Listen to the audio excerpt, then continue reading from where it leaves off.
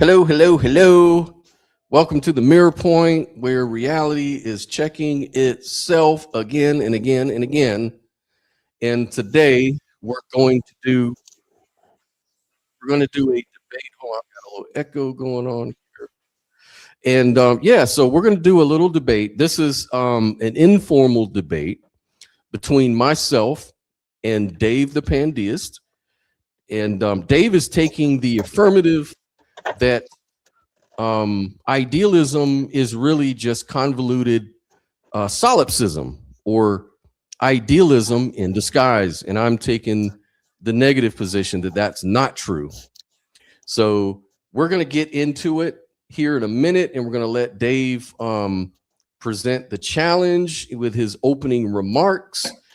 In the meantime, we're going to let people fill in. So let me play a little short 1-minute intro.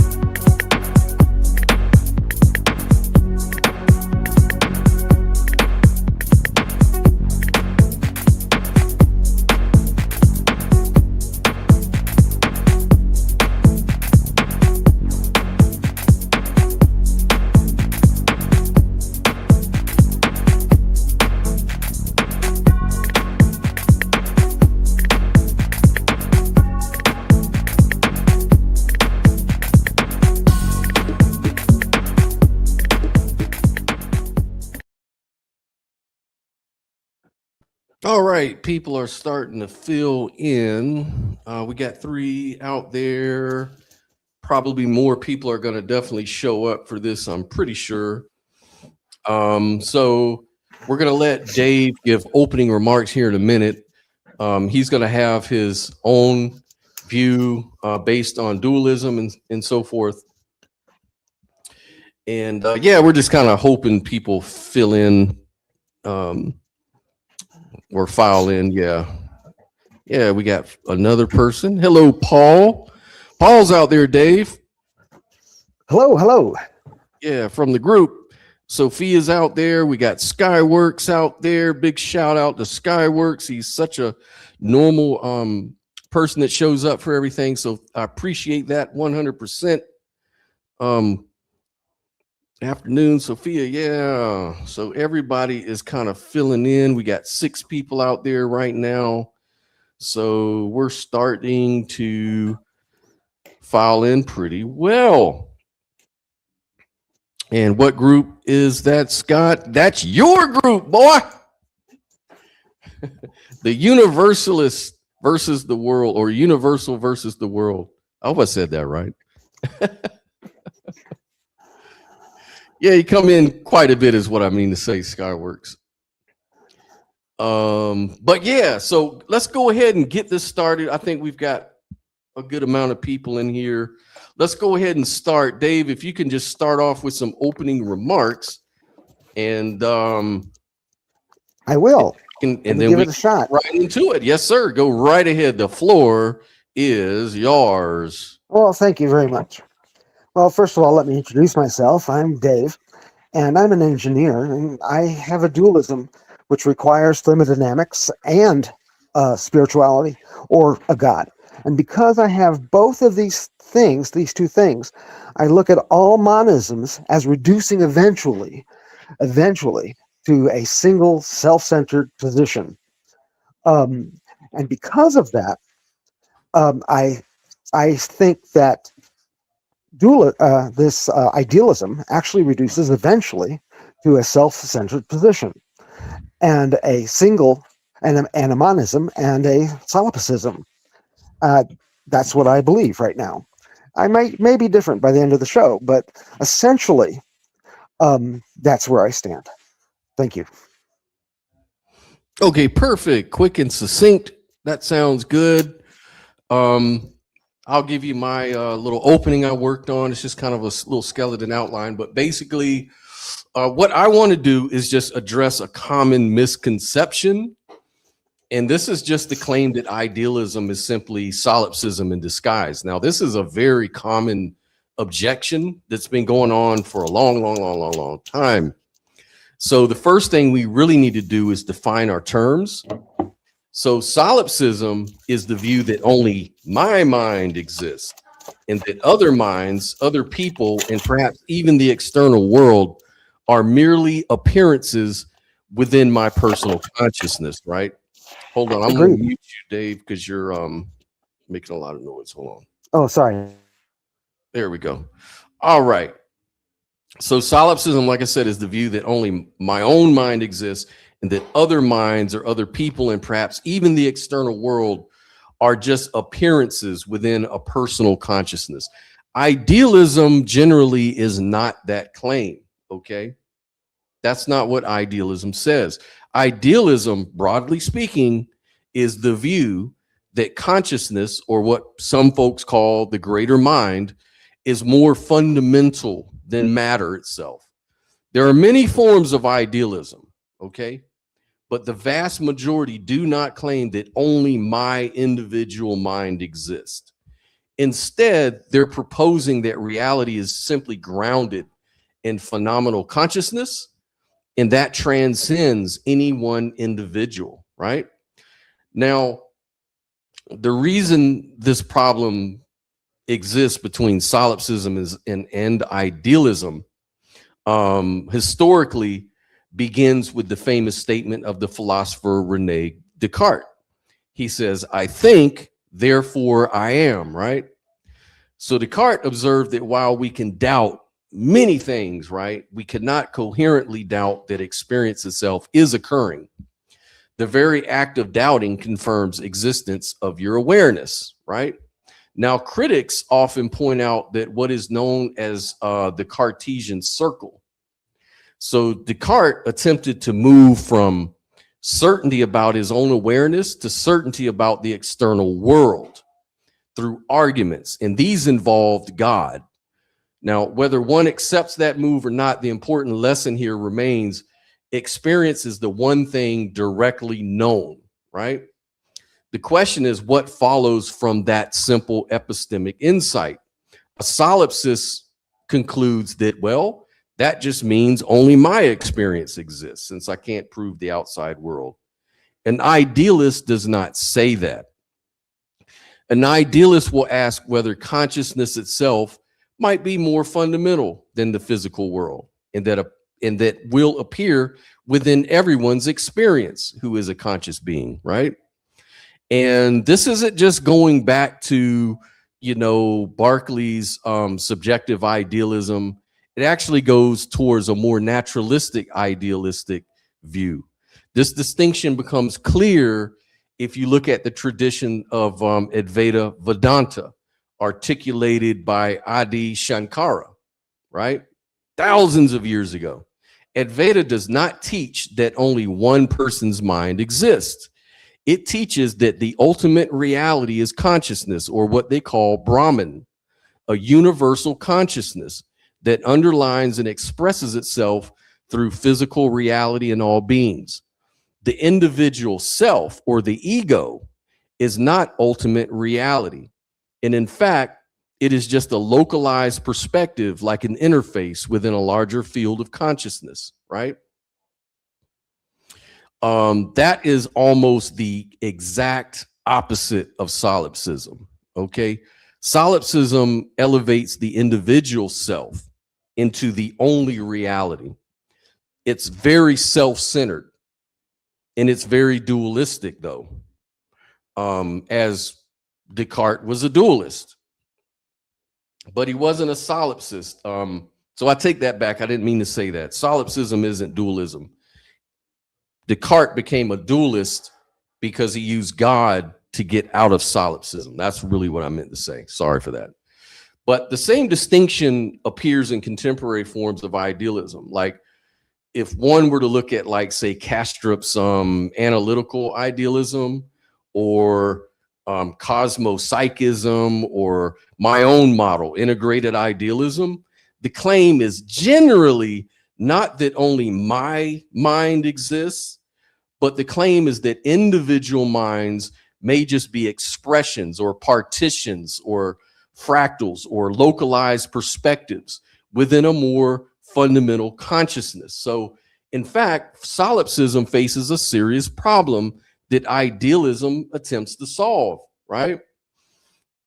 You know, if only my mind exists, how do I account for the apparent autonomy of other people?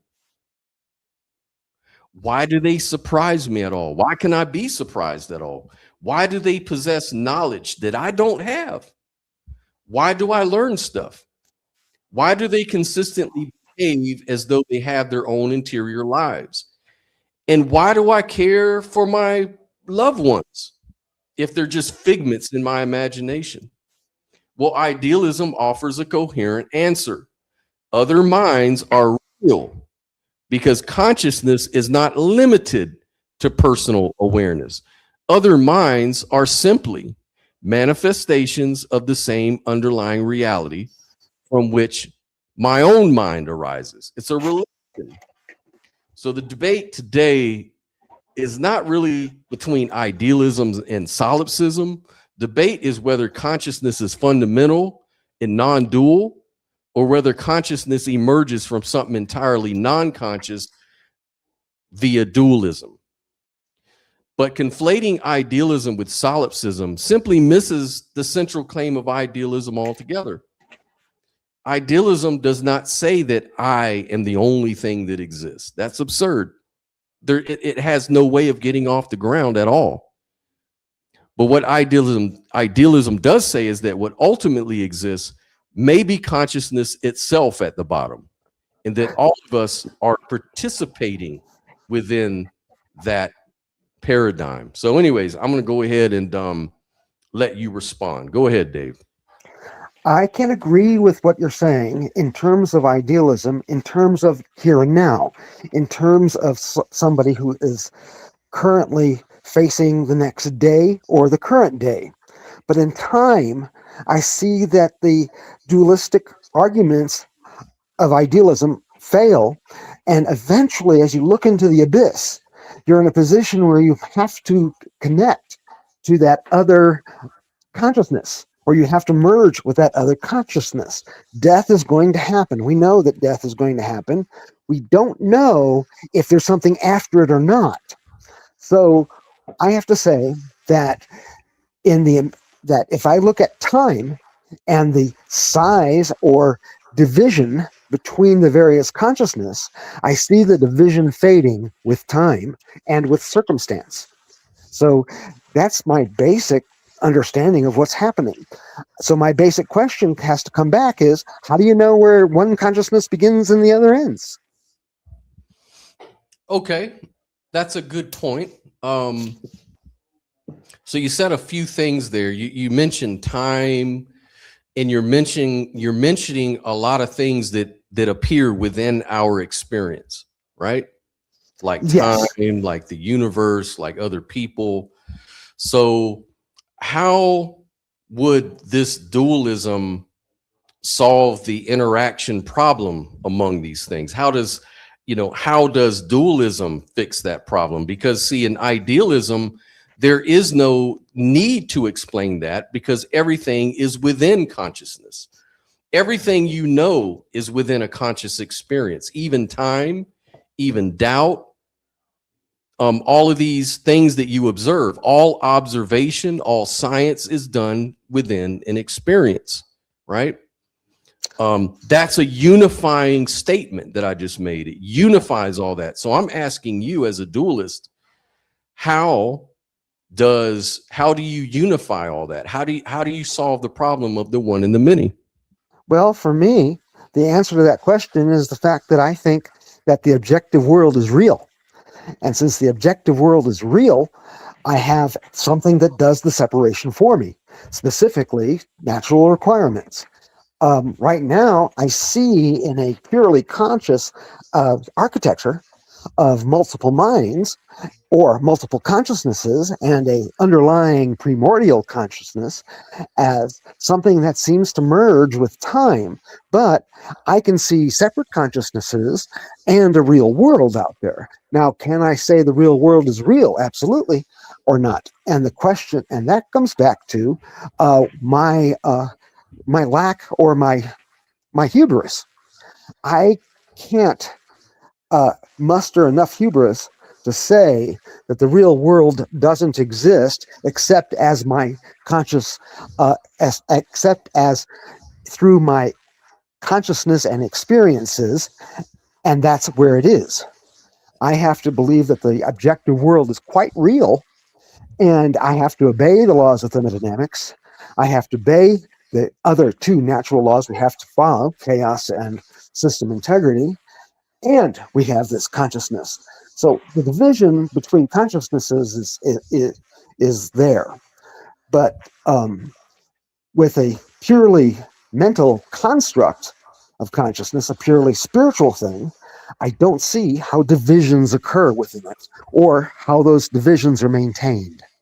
So that's my question: is how do you maintain the separation? Well, you're smuggling in an assumption with your question. You are smuggling in the assumption that idealism is saying any of those things. Why do you think idealism would say that reality out there isn't real? Because you have told me there's only subjective and intersubjective, and there is no objective. Okay, if there is an objective, let's get something straight. Okay. If I don't have access to your house, mm-hmm. that doesn't mean that your house doesn't exist. Okay. So when I say that we don't have access to objective reality, that's not the same thing as saying that it doesn't exist. Idealism doesn't say that, and I don't say that.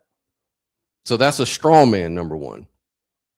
So I'm not sure how to respond to that statements you're making, because none of that applies to my position or idealism.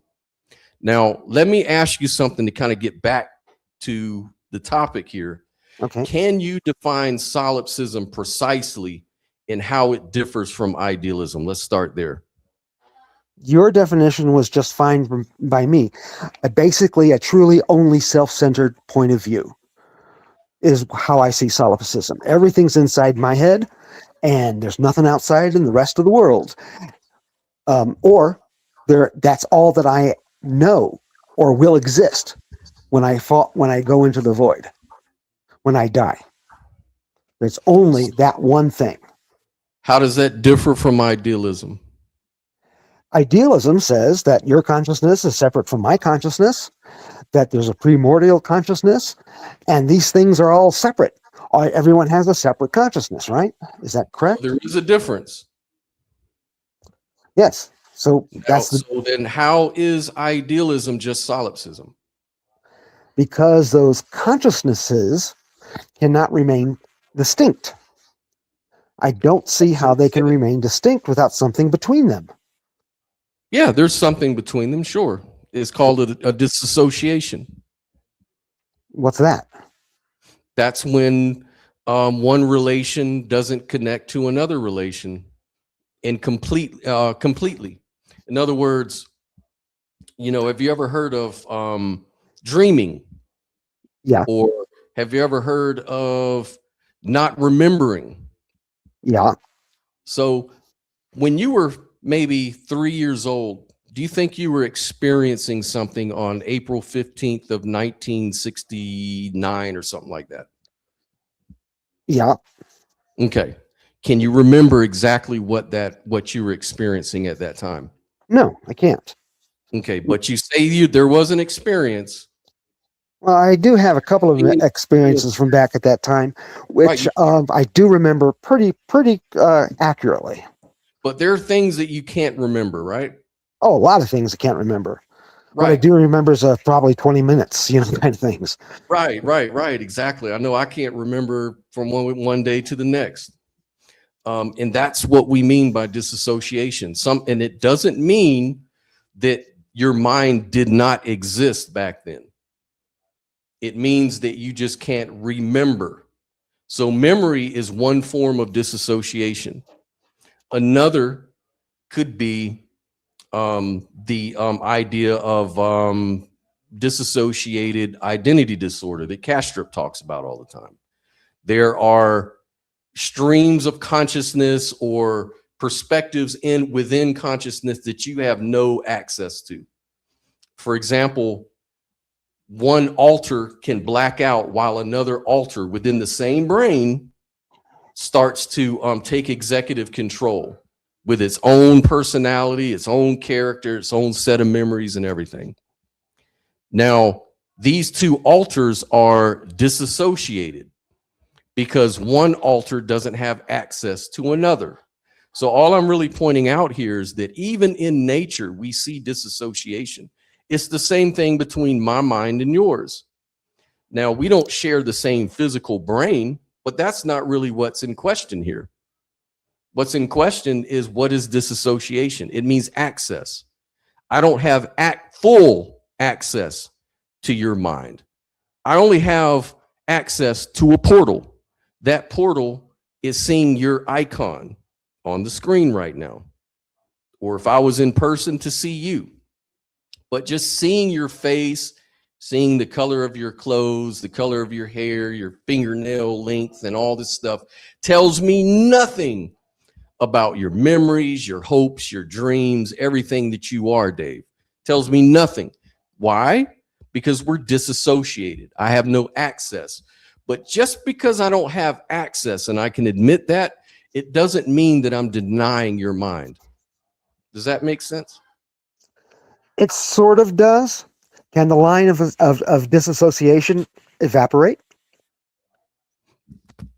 Does disassociation evaporate?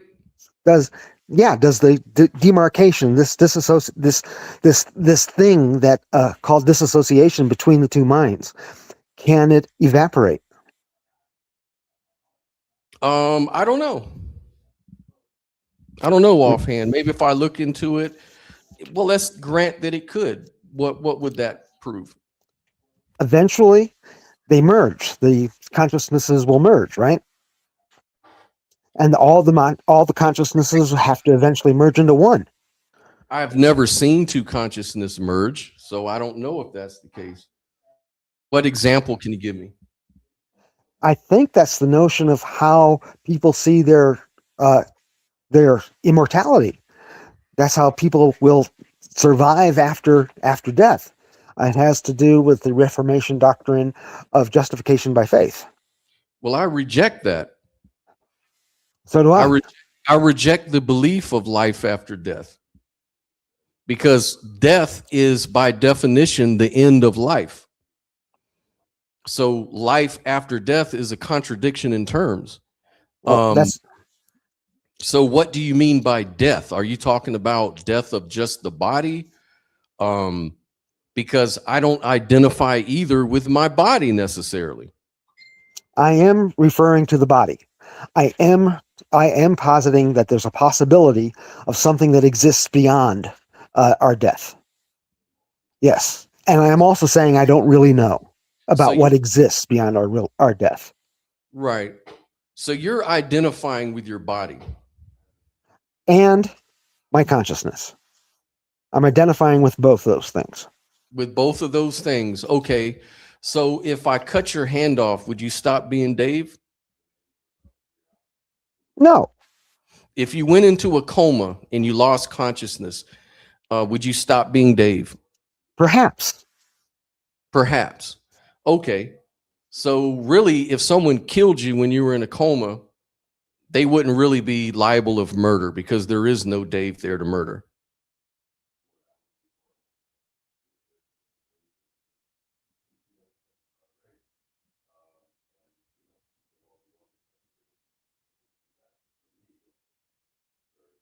You still there?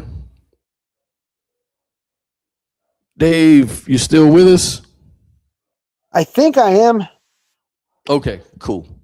Do you hear me? I can hear you now. I can hear you now. If you tried to say something, go ahead and repeat it. Okay, well, what I'm saying, don't we have that practice in our? Don't we have that practice in our society where we will actually take someone's life when they are in a coma, or they are actually ending in life, or they are brain dead, or what have you? Don't we actually dispose of I the don't body know. that way?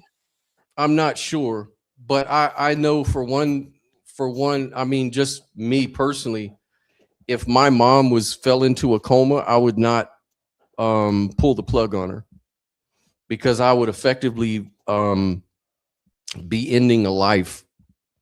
But even if I didn't feel that way or whatever, that was wrong or whatever.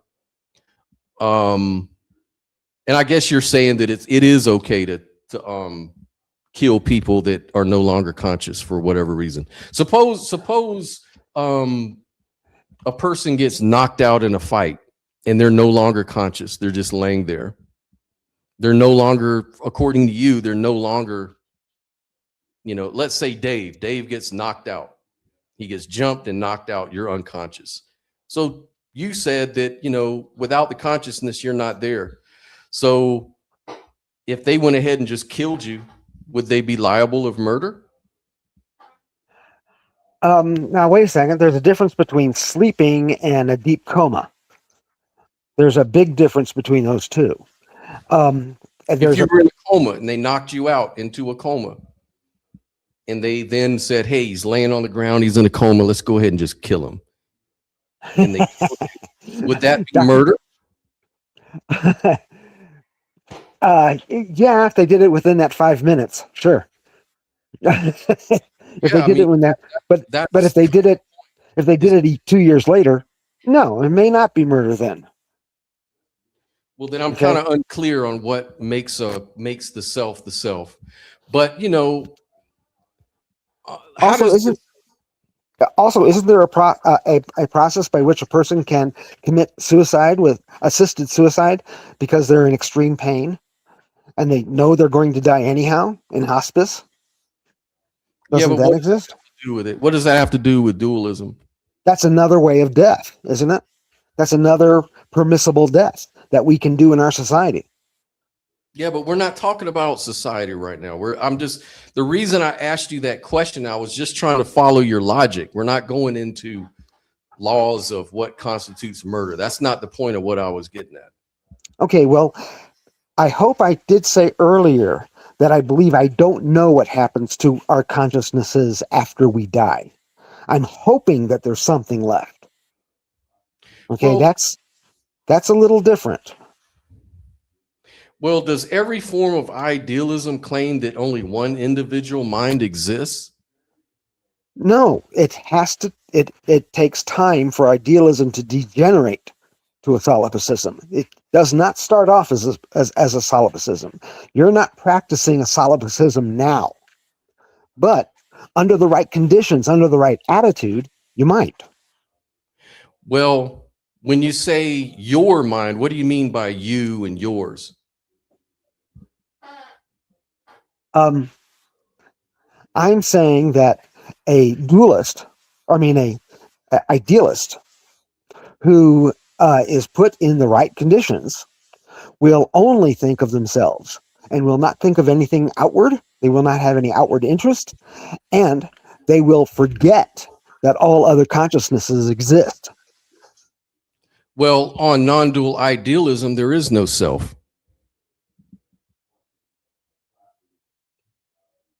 So how does that equate to solipsism, which says only you exists, when non-dual idealist says there is no you? Well, then what is here then, according to the non-dual idealist? Awareness.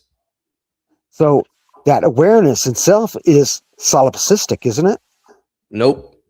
How's it not? Because awareness exists localized between you, me. It's a field, according to idealism. Phenomenal consciousness or awareness is a field we all share in. So if you are a conscious being, you have your own field of awareness as a localized, disassociated mind. So you are a limited mind in a local place in time and space as it appears. You don't have access to others that you also perceive as existing in real. But all of us are just different containers of awareness, right? So that's how idealism is talking and gets around the solipsistic problem that I'm trying to explain. It doesn't dissolve into solipsism because there was no you to begin with. There's just awareness. Awareness is ubiquitous among every living thing. But make no mistakes, they are within the mind separate. So this is where the dualism sort of comes in. The illusion of dualism comes in, rather. Okay. Maybe I can make a little, I don't have but one hand free because I've got to hold this microphone, but say like I have this cup, right? Yeah, I can't hear you. I can't look at the screen very well. If I do, Okay. Well, I for won't the hear you. audience, for the audience, Okay. I have this cup, and inside this cup is a little bit of consciousness, and I put a lid on this cup. On idealism, the whole space, the circle here is consciousness. This cup has a little bit of consciousness, but it's disassociated from, say, this little container here. That's also got a lid, right? Now, when any of these things move through the circle, it has its own perspective, its own look. Well, look here. This thing does the same thing. So it's going in a different direction. Maybe they can cross paths and move past each other. In either case, these containers are going to have their own perspectives because they've got a lid, they've got a separation. They're disassociated. But it's not dualism. Why? Because it's within the circle of consciousness. It's all made up and relating to each other through the same substrate, which is consciousness, right? Well, the word field you used was brilliant. I got to tell you that. I kind of like that word. But you are using the objective world to separate your consciousnesses, aren't you? Say that again? You're using the objective world to separate the consciousnesses or the piece of consciousness in the cup. Okay, the cup contains something. It's not that it's distinguished in the field, it's distinguished in the cup. And if it's distinguished in the cup, then we have access to the objective world. No, we don't have complete access. We do have access to our own interface, which, like I said, has a container on it. It has a lid on it. So when we're relating to other minds in the world out there, it's a relation. It's not a full access type of thing. Our interfaces are limited. In other words, if it wasn't limited, we'd be omniscient. Are you omniscient? No. Okay. Then no, by no means. You don't have access to full objective reality. Unless you're God and you're omniscient and you know all things, then you don't have access. You have limited access. That's true. I'll agree with that. I have limited access to a objective world. Now, let me ask you this. Would you consider the Advaita Vedanta to be solipsistic? And if so, how do you reconcile that with its explicit teaching that the individual ego is not ultimate reality? I don't know. Okay. I got to think about that one. Okay. The Upanishads are wonderful. I know where you're getting this. I understand that. Let's go over it again so that I can think about it. Yeah. Like I was going to ask you, would you consider Advaita Vedanta to be solipsistic, number one? And if you do, which I guess you would, since it dissolves into solipsism, then how do you reconcile that with its explicit teaching that the individual ego, is not ultimate reality? Because that's solipsism, right? Solipsism would say your individual mind is the only thing that exists. But Advaita Vedanta is denying that explicitly. It's saying that there is no individual ego that is ultimate reality. In fact, they call the ego is not real or an illusion, that it's just something we construct, like our self narrative. This is why I'm saying idealism rejects this whole notion of me versus them, because there is no me and there is no them. There's just awareness, awareing in different modes of awareness. So That's the problem I have right there. Right there, when you say there's just awareness, I got to ask, how do you divide it? And you say disassociation, and I say, how does that disassociation exist? How is it there? How do you mark it? How do you see it? How do you get to it? It does not I use the objective world to do that, and I use the objective world to do that. If you don't use the objective world to do that, then how do the things remain disassociated? Well, I am using the objective world to do that. That's what disassociation is. And you can say the cup therefore is real. We have enough contact with the objective world to say we know the cup is real, and the amount of awareness in the cup is real. Mm-hmm. Okay, yeah, so it's a real thing because it's really in our interface of our perception. That's okay. true. It may be then our disagreement really occurs just in linguistics, because as soon as you said everything is awareness, okay, I got triggered by that phrase. That word everything made me react. You see what I'm saying? So think of it this way, Dave. Okay.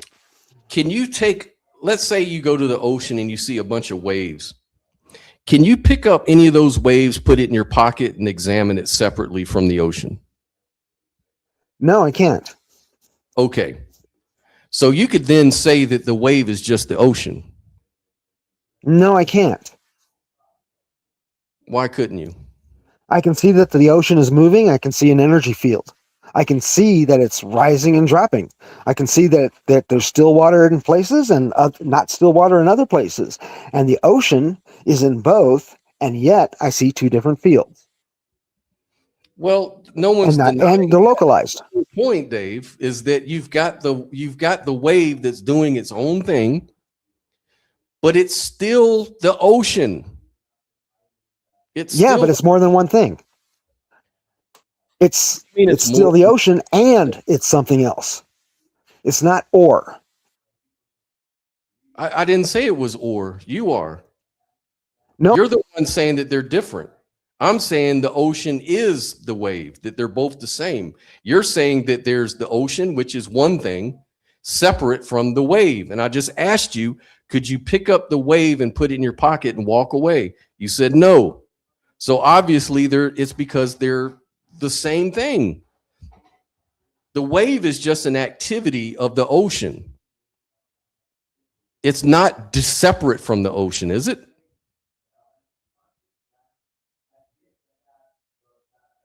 In other words, are you nature or are you separate from nature?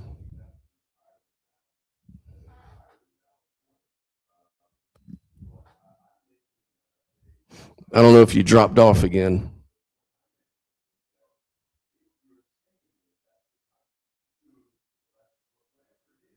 Hi, do you hear me now? I can hear you now. I can hear you now.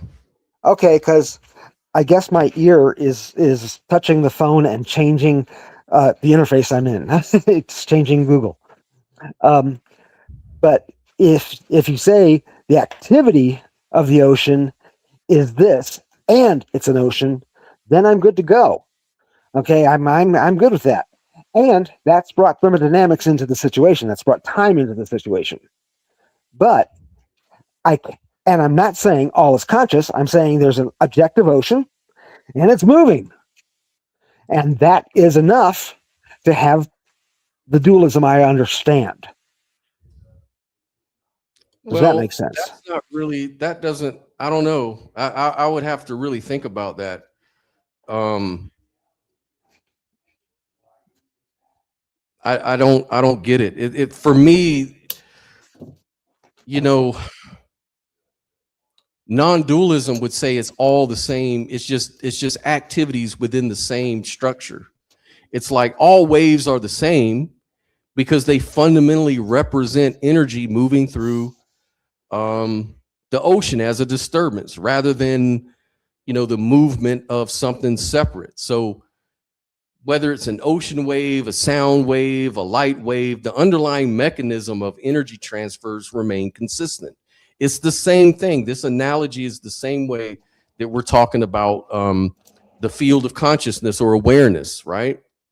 Awareness is just that field, and the transfer of energy or the modes of awareness get expressed through different, interfaces or minds, you might say. That's what idealism is trying to say. And so all I'm saying is that that's not solipsism. Solipsism is saying nothing like that. Solipsism is saying that the wave, the ocean, it's all just me. I'm the center of that. I'm the center of my universe. All of these things, everything's happening in my mind. What can I say something? No separate wave. It's just the ocean. There is no. It doesn't. You know what I mean? Solipsism is not saying the same thing as idealism.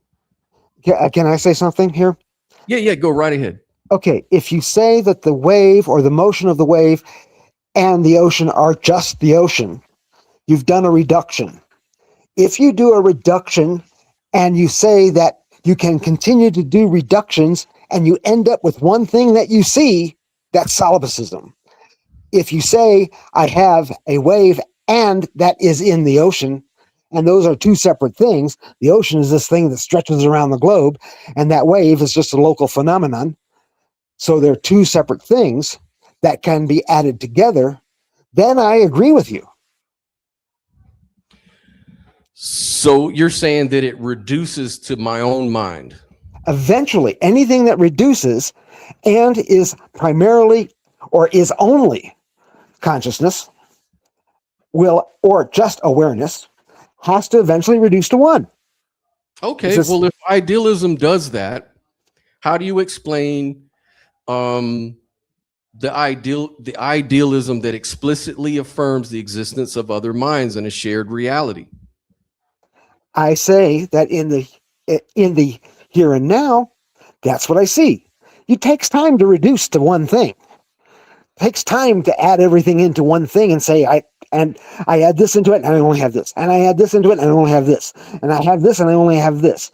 And if you continue to do that and you're still saying, I only have this, eventually the only thing you have is this. And it's in you. But if you say, I have this and they're distinct, then, and I can say, then I have two things and I can't reduce it. And if I can't reduce it, I do have a material and spiritual dualism.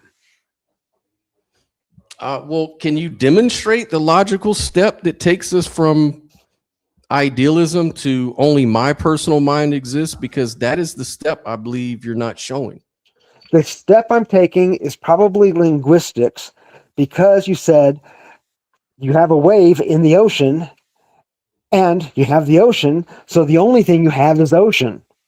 When you said that, you did a reduction. Okay? I have to say I have an ocean and I have a wave, and they're two separate things. They sure join. I mean, what is waving is the ocean, but it's there. I can see it. So it's the reduction that is my problem.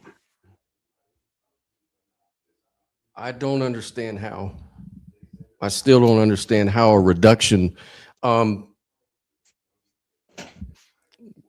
is awareness. Everything reduction leads to dualism. Is all awareness or not? Is reality awareness? I think that reality is made up of on idealism. Reality is awareness. It's phenomenal consciousness. Yeah, Okay, so that's one thing. that's one thing. Yeah, it's a monism. Yeah, And that monism is in you. that if I reduce down to the core fundamental structure of reality, it's not me, it's not you, it's not, because me, you, and all that, those are limited constructs of a mind, of a localized, disassociated mind that That will doesn't discount them, though. They may just be limited, but that doesn't discount them. They're still there. let's use another analogy that can maybe useful about the wave in the ocean. If you reduce the wave to the ocean, are we saying now that they're two different things? How does, Yes. how does reducing the wave to the ocean mean that there's two different things in reality fundamentally? I don't understand that. I still don't get it. The wave is something that's moving around. It's a short-term event. I can see it. I can measure it. The ocean is a global thing. Okay, Pacific stretches over half the globe. I mean, around half the globe or something. But the point is that those are two separate things. I can't merge them together. I can say water is waving and the water belongs to the ocean and the ocean exists, but so does the wave. And it will have always existed. It will fall into history and remain have existed. You still haven't answered the question. How does reducing a wave to the ocean make the wave a separate thing from the ocean? You just keep saying. No, I'm not reducing. I'm keeping them separate. No, I'm saying if I reduce the wave to just the ocean, how does that make the wave separate from the ocean? I don't get it. It doesn't. That's the point, is it doesn't make the wave separate. Right, it's one thing, so it's not dualism. So it's not dualism, right? So if any monism that's in your mind can eventually reduce to only self. How? Because the self is the wave. We don't reduce the wave to the wave. We reduce the wave to the ocean. See, the wave is, in this analogy, the wave is the expression of our mind, our individual, localized, disassociated mind within, the context of an awareness, the overall awareness, right? Mm-hmm. Greater mind, you could say, the greater consciousness. Mm-hmm. It's expressed in many different ways, like an ocean expresses different waves. All the waves are a little bit different, but they're all happening inside the wave. And the wave is made up of the ocean. But if all the waves were flattened out, it would just be the ocean, right? Yes, but the history is there. Sure, but this is not separate ontologies. They're not separate fundamentals. They're only separate as an experience. You experience the wave. You can measure the wave. You can say, look, this wave chops up at this length and this height. This wave doesn't. There's small waves, big waves, whatever, but they're all waves. And we can separate out all the things. We can make that separation. But what idealism is trying to say is that all of that separation, all of that distinction, all of that observation happens within the ocean of consciousness. Okay? So it's all reducing into the greater consciousness, the primordial consciousness. Okay, let me say what I'm hearing. Okay, what I'm hearing is that you're putting a wave on a wave can reduce. A consciousness can go into another consciousness, like a wave can go into another wave, or two waves can be added or subtracted from each other. You're not talking about the ocean anymore. The ocean and the waves remain separate in reality. They're separate in as far as how you describe them, because that's what the limited mind does. The mind is really good at chopping things up, distinguishing things, making separations and all of that. That's what the limited mind does. I can use it. I can use the wave. Since I can use the wave, it's more than just a description. Right. It works. That's why science is a good thing. It works. I don't deny any of that. It works. What idealism wants to say is that just because it works and just because it's useful, it doesn't mean that that's what reality is, right? Reality isn't our descriptions. You know, we don't want to mistake the map for the territory, right? We want to understand that there's a map of reality and then there's just reality, right? So, well, I really have trouble using that word because reality itself is a bad word for me. But there is the objective existence that has gone through the process of time, and those things were distinct at that time as opposed to now.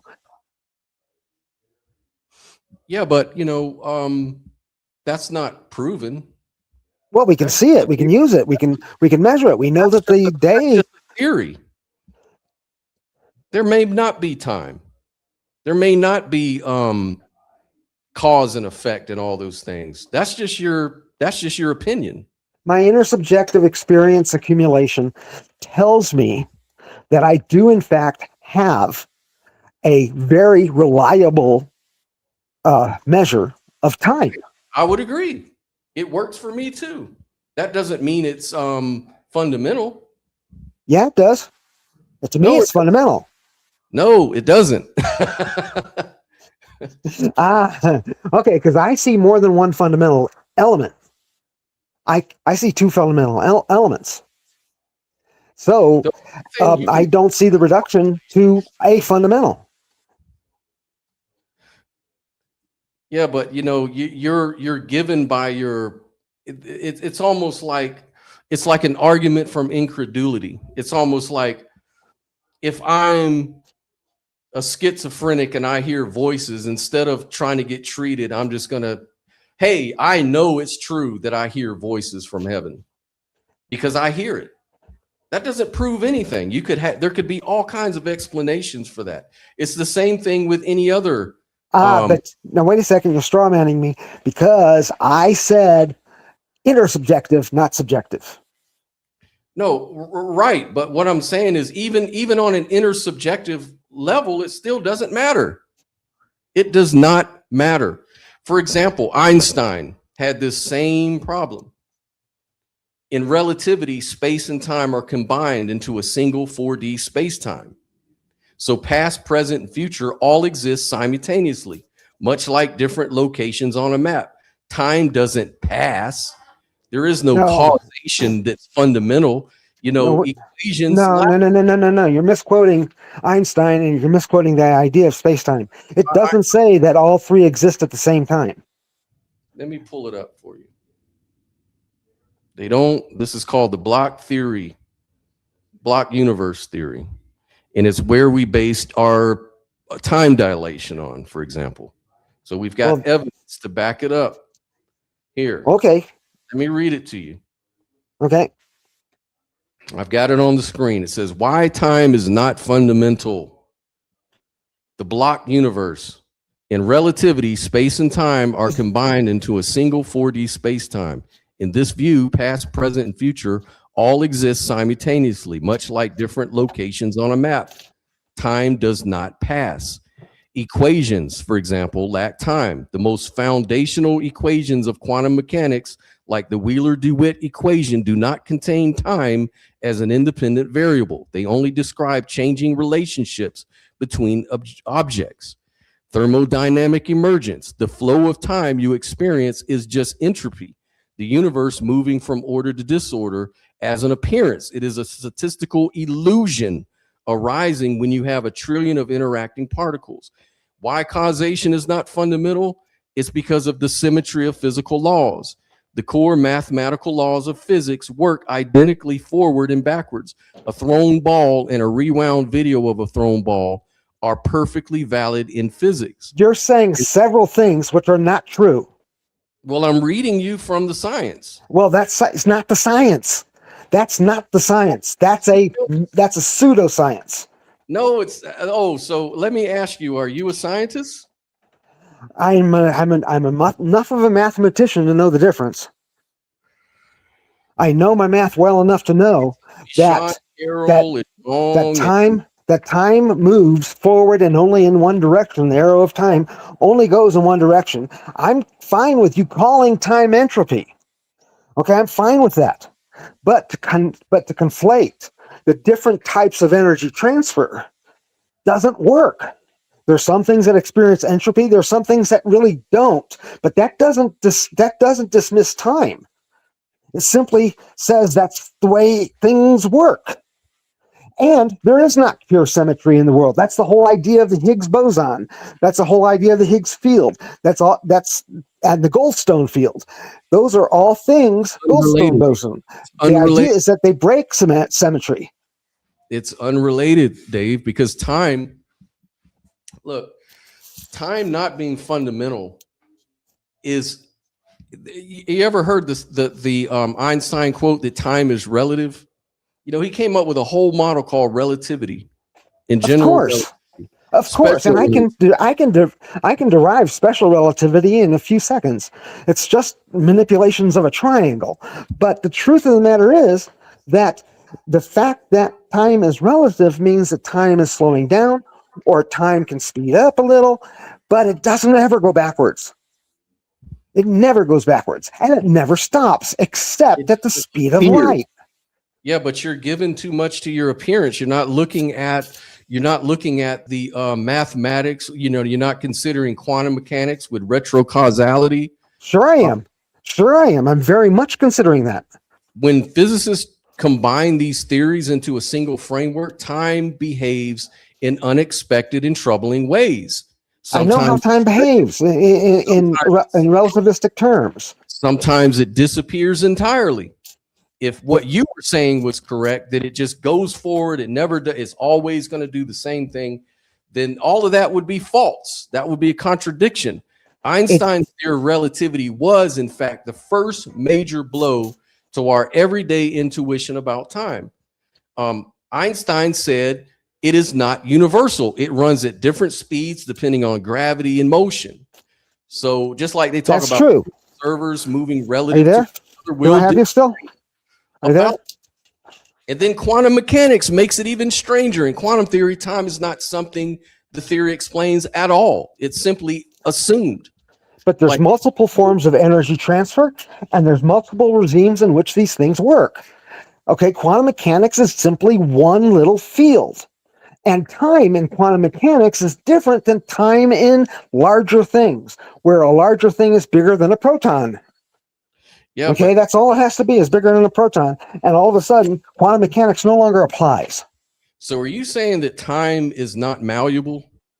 I'm saying time is malleable, but it don't go backwards, and it doesn't stop except in certain conditions. And the fact that it does in certain conditions doesn't mean it doesn't in all conditions. How do you prove that time cannot go backwards? Because there's no such, there are no, how do you prove time cannot go backwards? Let me think about that for a moment. Tachyons don't exist. Say that again? Tachyons don't exist. So what? Well, that would be proving time goes backwards. That doesn't prove that it doesn't.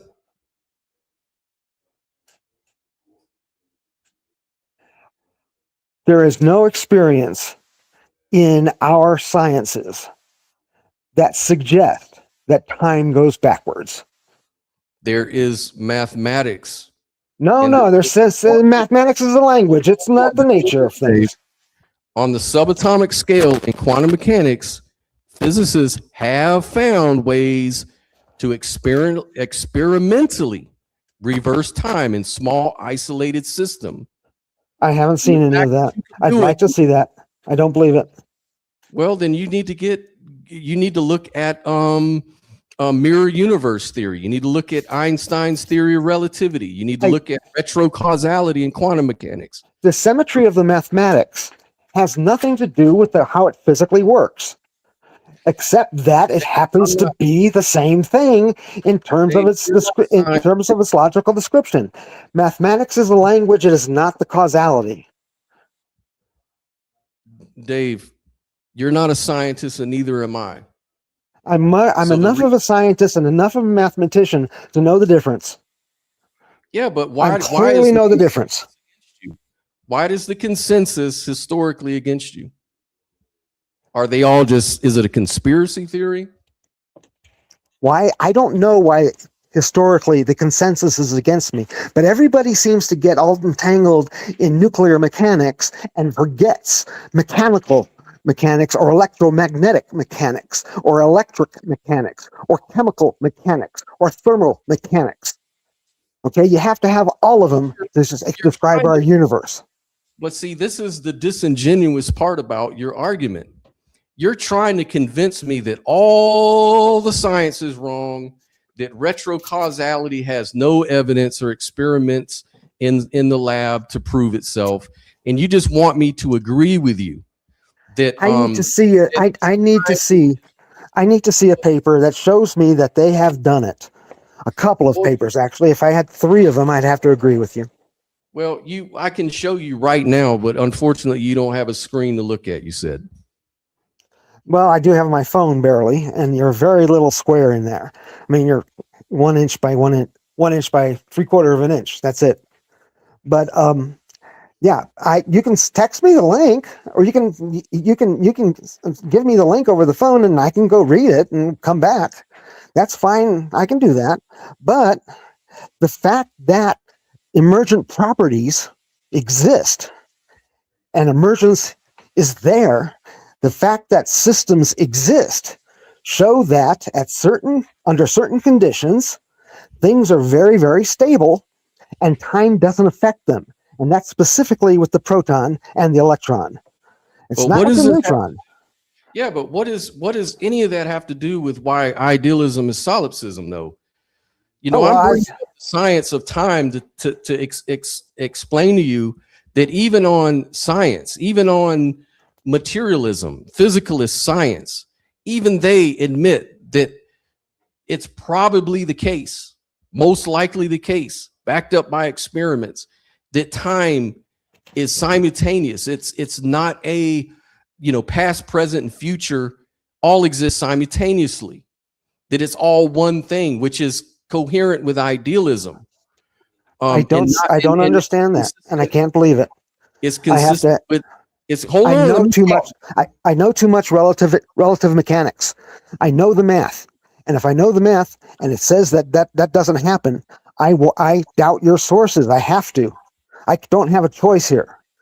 I know that math. Math is a language, and I know it. I study it every day. Well, then how do you I study it a lot. I studied the Higgs boson last night. Okay. No, I don't think so. Yeah, I think you're being biased, man. Because here I'm sharing an article right now from Science Magazine, peer reviewed. Look, the whole article is about what if time were reversed. Physicists show how time flows backwards on quantum scale.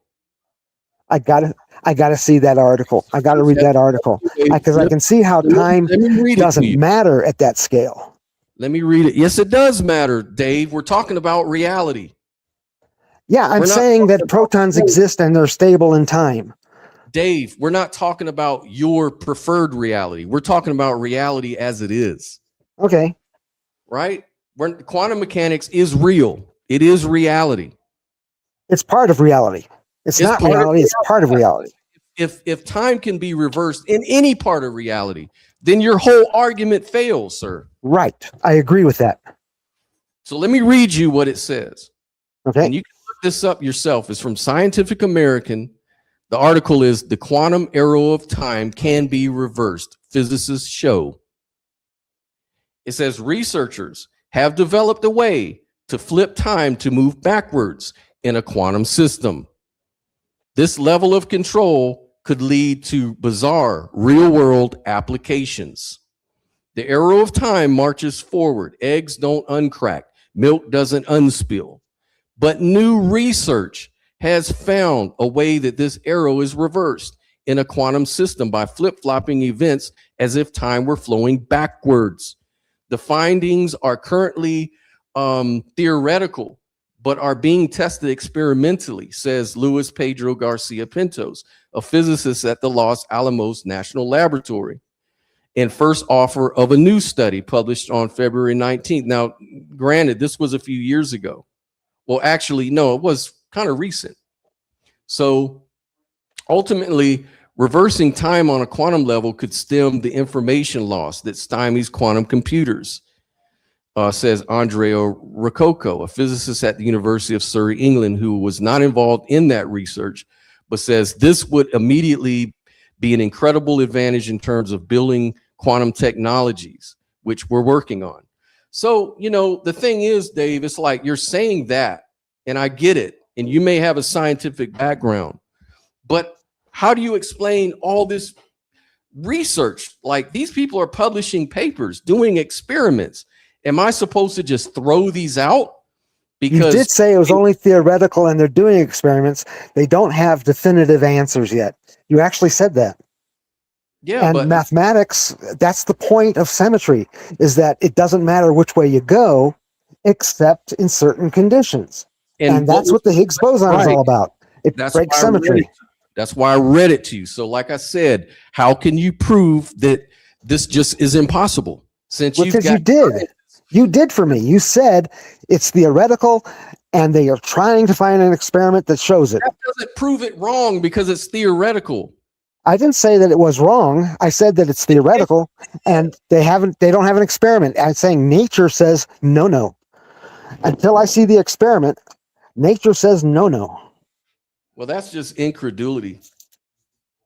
That's incredulity. There's scientists, educated people that are saying that there are theories that show how retrocausality is possible. There are theories like Einstein's theory of relativity that shows time is malleable, that it's not consistently this or that, that past, present, future is contained within a block universe. You're using the word theory.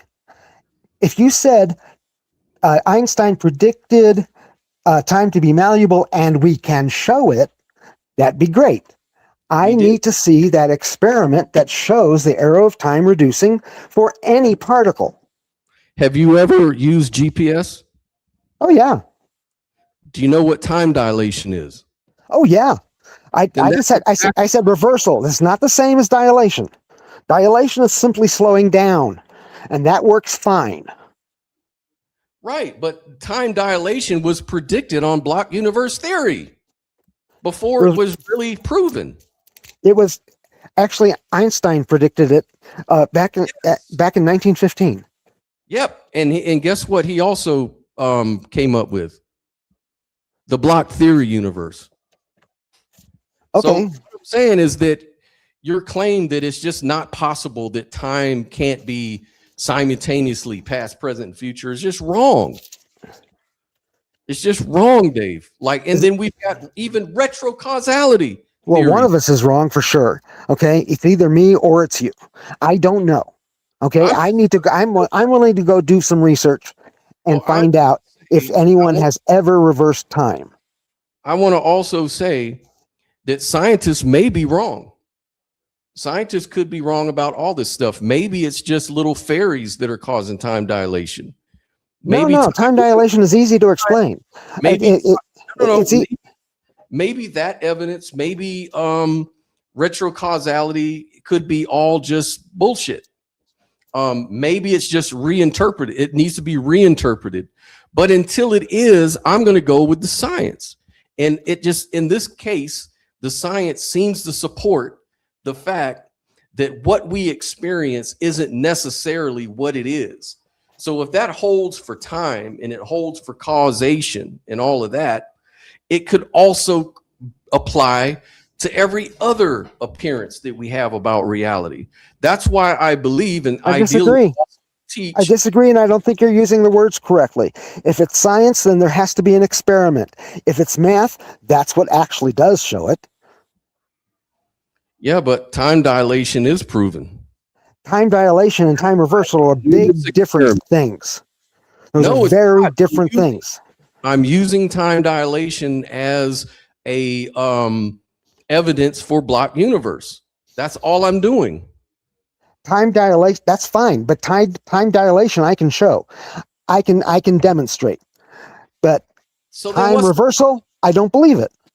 Well, those are very different things. Look, take that off the table. I mean, you can deny the papers, the peer reviews, all of that. You can deny it. It's okay. Everyone can deny whatever they want. But if you're going to agree on this one thing, then let's focus on the one thing we do agree with: time dilation. Okay. Time dilation comes out of Einstein's theories of special relativity and general relativity, right? Yeah, it does. And block universe is part of his theory, right? I don't know block universe. I've never heard of block universe before. Well, I can't help you, man. I thought you were a science guy. I know relativity. I can actually show you the math for special relativity. I mean, what I said is studying the Higgs boson last night is true.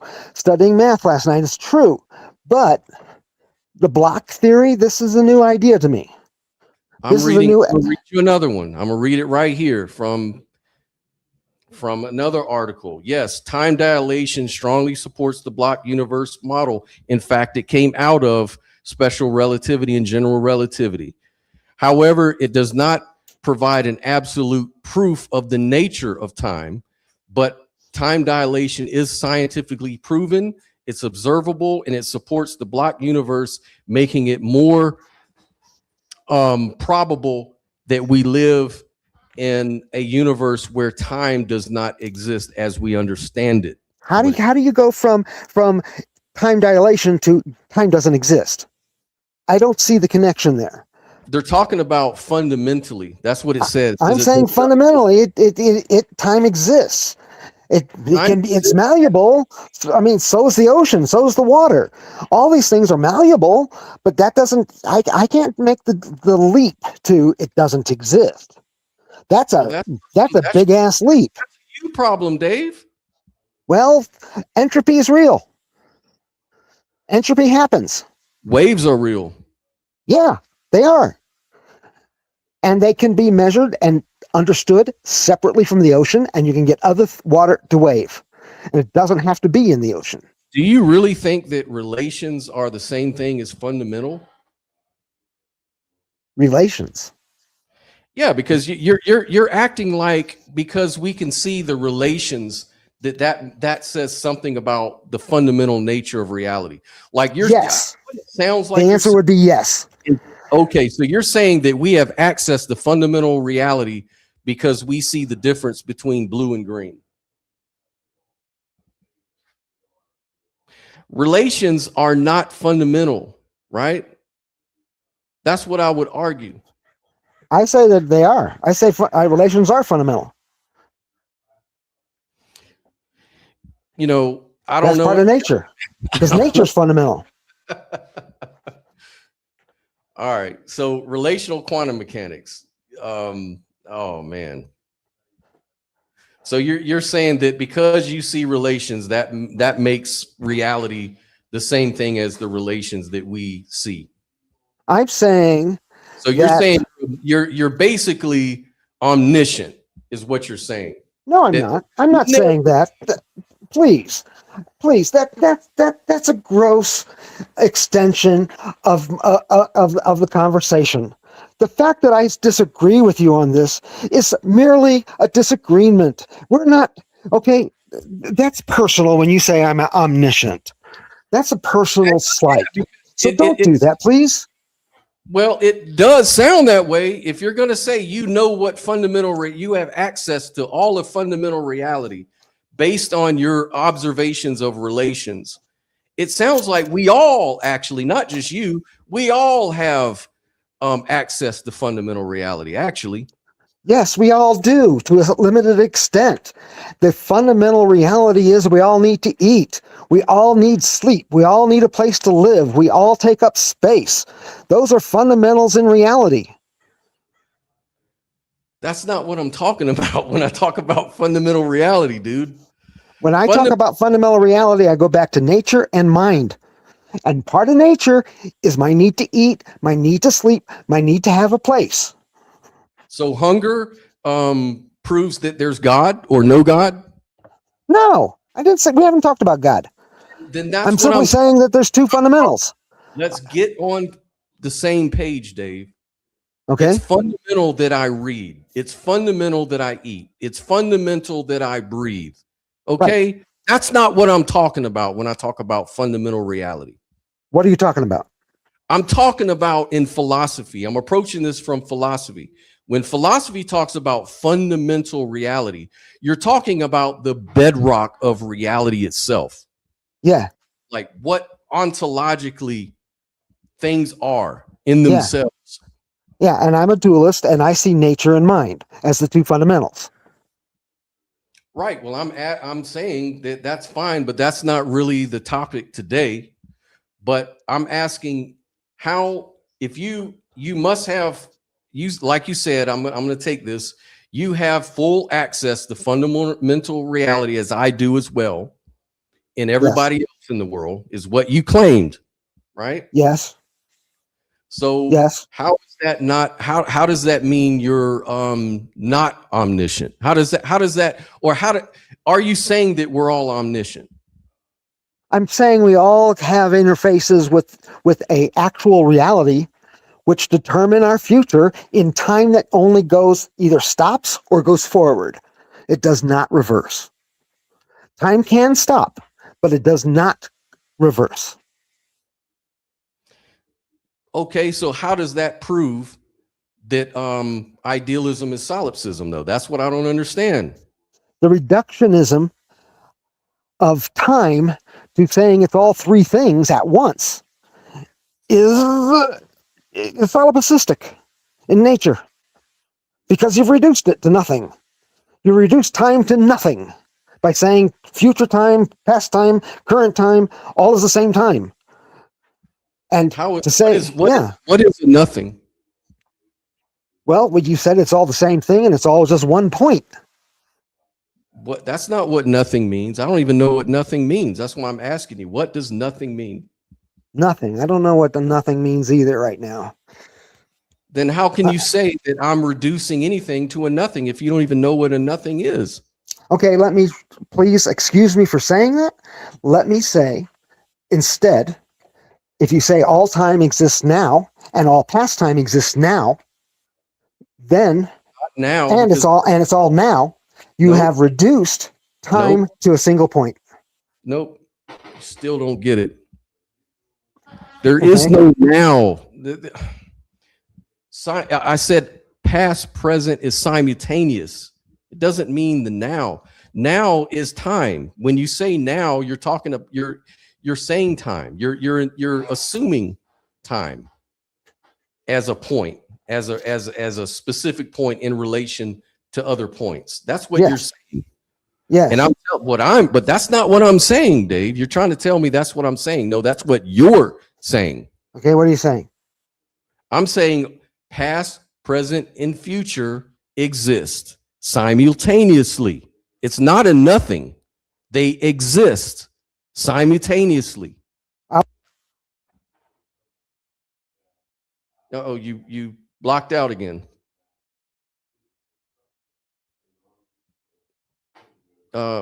Dave, come on back.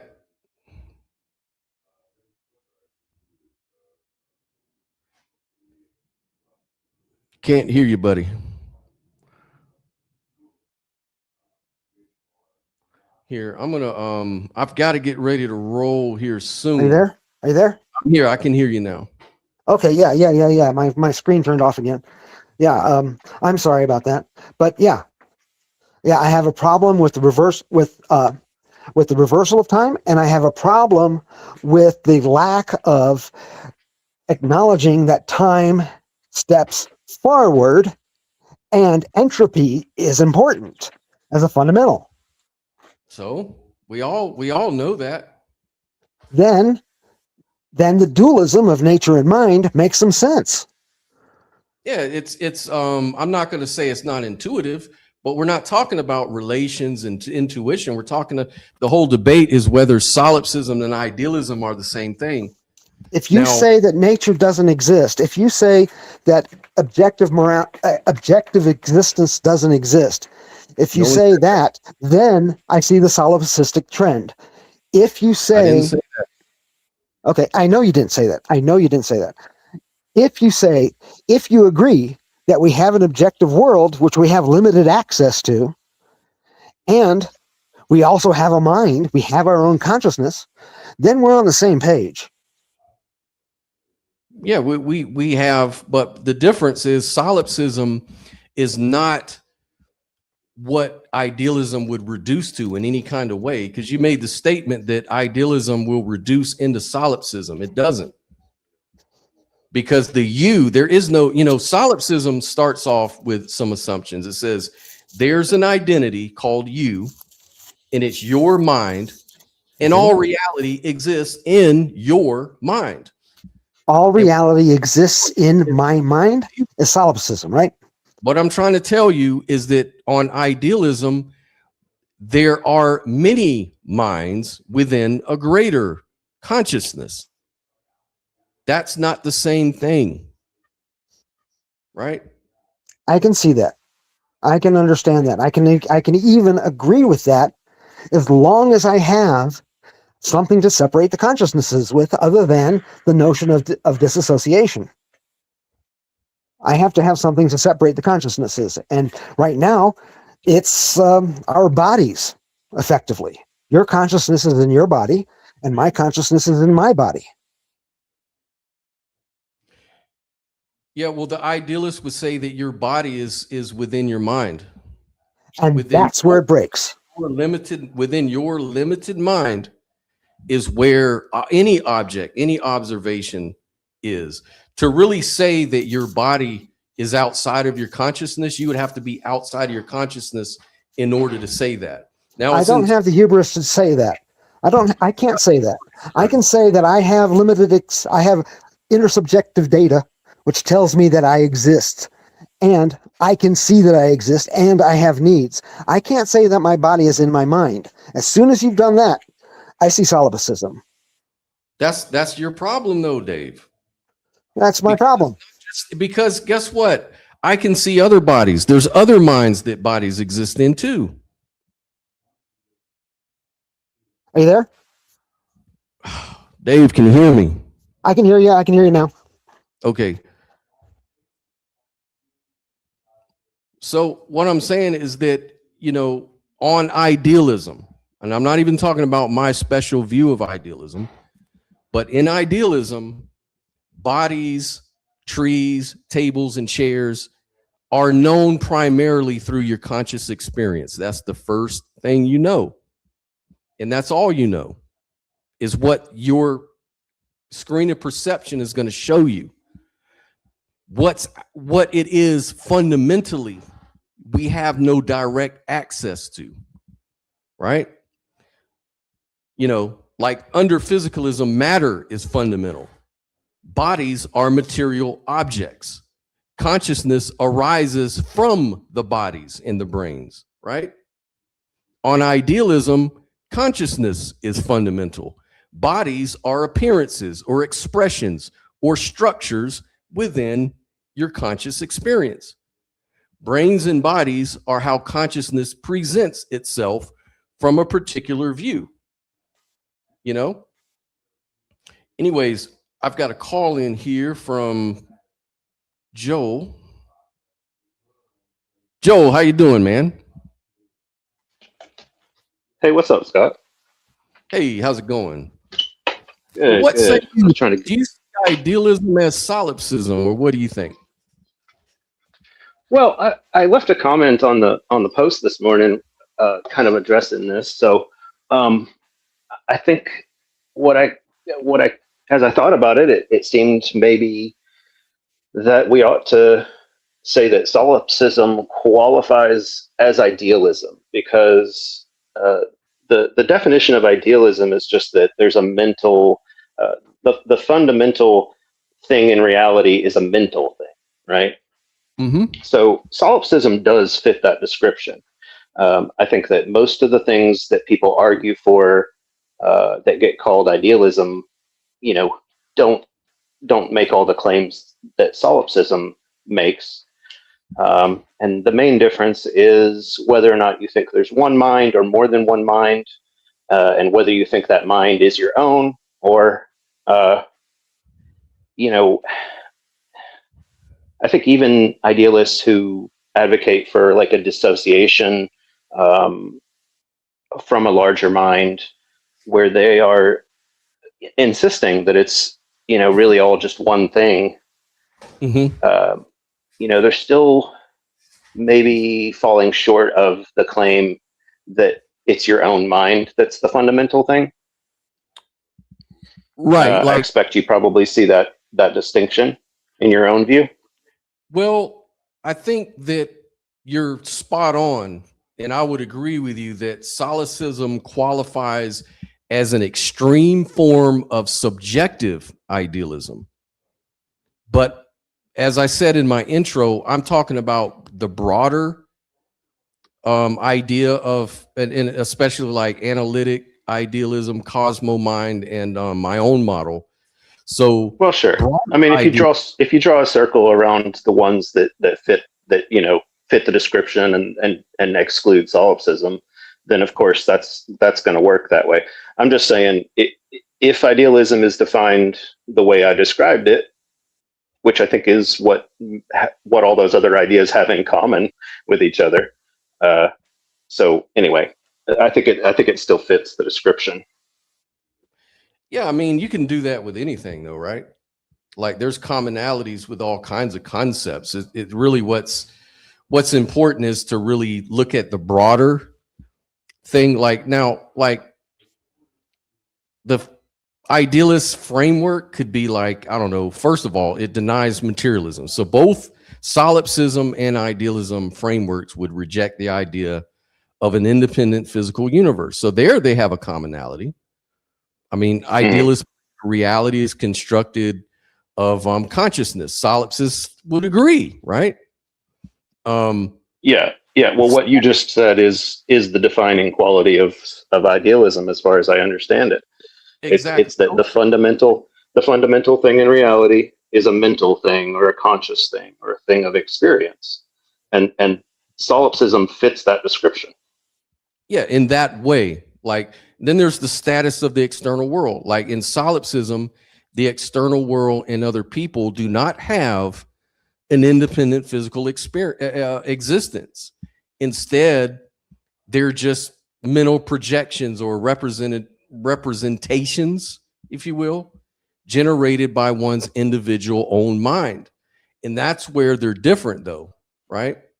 So like, yeah, but the only difference is that external world being generated by you, yourself, your mind, or is it being generated by some other mind type thing, whether it's mind at large or fundamental consciousness or whatever you call it? That's the difference between solipsism and other ideas that are also fitting the definition of idealism. But I mean, I think when it comes down to that bare quality, it does fit the description. I mean, you can look at physicalism as a form of solipsism in that case. Like at first glance, one might say, well, they seem opposite, right? But really, both attempt to reduce reality to a single unified substance to achieve some sort of logical consistency. And it's only known through your own mind. So when it comes to like reductionism, both solipsism and physicalism are both unified ontological theories. Like physicalism claims everything is fundamentally physical and that consciousness is physical. Solipsism claims everything is fundamentally one's own mind and perception. So they have something kind of related, something in common. Both can reject dualism. Okay. The other mind problem is there, the parsimony problem. Both employ Occam's razor, stripping away like unprovable concepts. So physicalism seems to strip away like immaterial souls or spiritual realms. Solipsism strips away the material world to keep only what is directly accessible. So there's a lot of overlap with everything. There may be overlap, but the big breaking point is that on a physicalist view, there is not a single mind. A physicalist would say, on a physicalist view, you're a mind and I'm a mind, and there's lots of minds. And also, reality is not depending on any of our minds on physicalism. So it really doesn't fit the description of solipsism, even if it may have similarities or common ground that you can point out. It doesn't fit the description of solipsism like solipsism fits the description of idealism. Well, what I'm saying is that they're just different overlaps. And I mean, everybody likes, but the overlap is on the definition of the term. Well, everybody likes to focus like on the consciousness part of it, that, solipsism is primarily saying my consciousness is fundamental reality. Idealism is saying, no, a consciousness or overall cosmic consciousness is the fundamental reality. So there's that overlap. There's that sort of commonality. But those are two very radically different things, because idealism would say that all of those minds are relations to the greater mind, but they're not the same thing. Solipsism would say, no, it's all the same thing. It's all just my mind. So there's a big radical difference there. Yeah, but the big radical difference, again, doesn't change on the definition of idealism. And on that point, they are in common with each other. I mean, I'm not denying that. Like I said, I agree. Yeah, well, that's all I'm trying to say is when I kind of analyze why is it that idealists occasionally get accused of promoting solipsism or saying, hey, this is really solipsism or whatever it is. Mm-hmm. I'm saying this is partly why I think is because of that thing that they have in common that is the definition of the term. You know what I mean? 100%. In my introduction, I said that it's always been a problem of confusion, and even my designing my own sort of worldview. And I borrowed the word idealism because there's parts of idealism I really agree with, but there's certain things about idealism as it's presented that do cause that confusion with solipsism. And I kind of mentioned that in my intro. But hey, Paul, how you doing, man? Yeah, hey hello, guys. Scott. Hello, Joel. Hello, Dave. Hello, all viewers in the entire universe. How is everybody doing? The whole whole. The whole whole. Yeah. Not a part of it. Not a little beat. Not a little piece. The entirety. Yeah, don't leave anybody out. That's right. And if you take away a piece of a whole, how much of whole do you have left? You still have a whole whole. Mm-hmm. This is what I like about whole. What's not to like about whole, man? Yeah. So what say you before we go back? Because I've got to get out of here soon, unfortunately. But can I say something for a moment? Yes, please. Please. I want to apologize. I understand why you said time was reversed in quantum mechanics, and I have to agree with you. It does. It does. Okay. I was wrong. Okay. Now, Paul, it doesn't reverse very far, but it does reverse. I'll leave it to be. That's what I'm saying. Is it? Kudos, Dave. Kudos. Kudos for you. Thank you, and thank you for your open-mindedness to be able to pivot like that. I appreciate that. And and I agree. And the other thing I wanted to say, Dave, and I get caught up too much. I do understand, like Joel has pointed out, there is overlap, and there is a reason behind why people say things like solipsism is just idealism or whatever.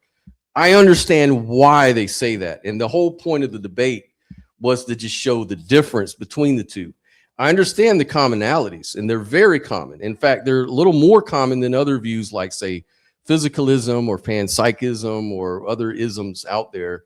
But there is a reason, though, that there's a confusion there. And that's the whole basis of this debate, was not to deny that. I don't want to sit here and act like there's just absolutely no reason why anyone should think idealism is just solipsism. I get it.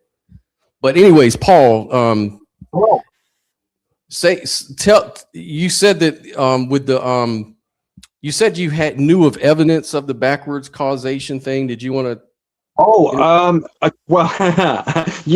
That's one of the points I did want to raise. But actually, in fact, I think the more salient one that I could bring up, with your permission, if you don't mind my slightly dodging that question, is to attend to what I believe is like Dave's moral point regarding what he sees as the solipsistic nature of idealism, because I think in a way in which you might have been slightly talking past one another in a way, like you were objecting ontologically, Scott, to like, well, it's not solipsistic in this way, and I think Dave's main point was it's solipsism adjacent, and in this particular respect it is too solipsistic, and it's more of a moral point to do with relation, to do with other.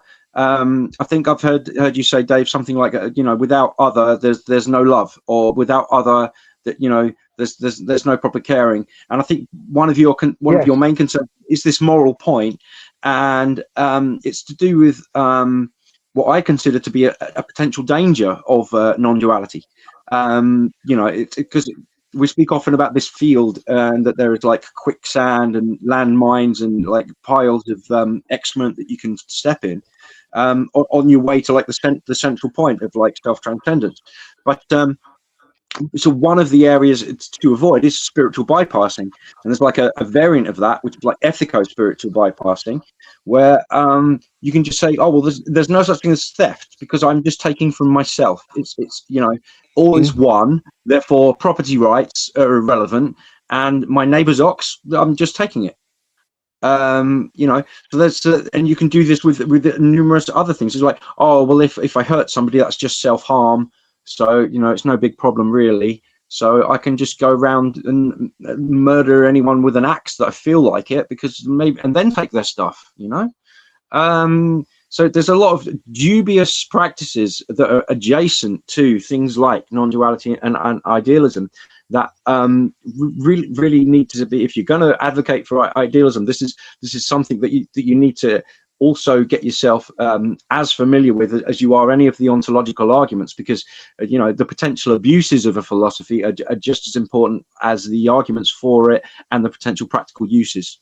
So in a pragmatic sense, you really want to make sure that these things are avoided, because if you're using a deep philosophical analysis in order to bypass your common sense intuitions about morality, then that's a problem, right? Yeah, Dave, I see you coming up with like an ontological solution for this moral problem. You're like, I can't go as far as idealism because of this moral confusion, because of this, and you may have ontological objections too, but you've got this moral objection. Yes, I do. My fundamentals are, in terms of philosophy, are mind and hunger, mind and nature, and because of that, I see 6 fundamental types of morality, that rudimentary moralities. Minimalism, both objective and subjective, property and power acquisition, both subjective and objective, and family, both subjective and objective. Brilliant. Dave, can I ask you a favor? Would you write a post for it in the Universalist group? Say again? Would you share a post about it in the Universalist group, because that sounds really fascinating stuff? Oh yeah, I can do that. Sure. Can somebody text me or give me the link to know which group? I make sure I'm in the right group. Oh, it's Universalism versus. We can do that. Okay, good. If I can get the link, I can do it. Okay. Smashing. Yeah. Sounds great. Thanks, Dave. Thank you. Yeah. Cool. So I'm trying to remember what Scott's other question was that I sort of dodged. Oh, retrocausality. I've got some evidence. Yeah, it's it's not exactly scientific. It's more socio-colloquial evidence. It's to do with the English Football League Cup. You see, the team that I follow, Arsenal, right? We're in like 4 tournaments. If we qualify for Europe, that means we're in the Premier League, we're in the FA Cup, we're in the English League Cup, and we're in a European competition. So throughout the football season, we've got these 4 competitions running. Now, whether or not a League Cup game matters, if you're in European competition as well. Now, League Cup of those 4 is like the least prestigious, the least lucrative, the least, you get the least glory for it. It's probably considered the easiest to win. And whether or not, if you're in a League Cup game, whether or not it matters is kind of in superposition. If you're Arsenal Football Club or another similar team who's in Europe, so does the League Cup game matter? Well, you don't know. You don't know, because if you lose, it didn't matter, because being out of the League Cup, that's no biggie. But if you won, you're through to the next round, and then it matters. So the result influencing something from the past. It's retrocausative. It changes. Now, this is meant as like a comedic argument, not a serious one. So that's why I sort of I laughed a bit about Scott wanting to ask me about my evidence. So I apologize if I created the impression that I was offering something a bit more serious than I was. But I don't know. Maybe it's one of those half-baked ideas where there is something serious someone can extract from it. I don't know. What do you think?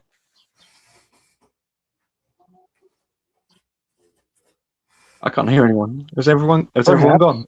Well, no, I'm here. I'm just trying to figure out how to deal with that, because I'm not there yet. I don't quite understand the question. Can you kind of give it back to me like I was a 5th grader, please? Sure. So do you follow a sports team at all, Dave? No, but I used to follow the St. Louis Cardinals baseball. Okay, were they involved in one competition during a season, or did they have like alternative competitions, like there was like some sort of league they're involved in, and then some other like cup or something? Did they, or was it just the one competition? Yes, they had the hierarchy. Eventually, got to World Series. Was the name? Yes, and I see the same thing with soccer. I see the same thing there.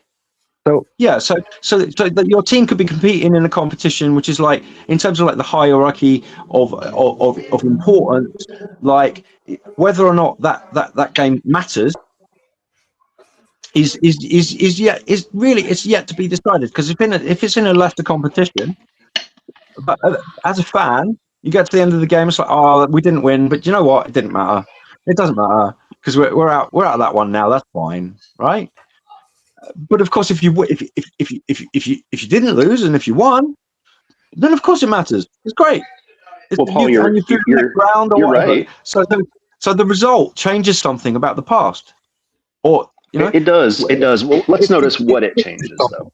It changes because the importance. I think that's. I was going to say it's not causing the match to happen. The match doesn't exist because of something that happens after the match. What changes is the importance of the results of the match. How it ends up in the rest of the tournament, right?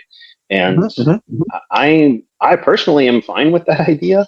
To me, I don't see anything fishy going on. Maybe that's just because that's the way the world works around us, so it doesn't seem strange to me.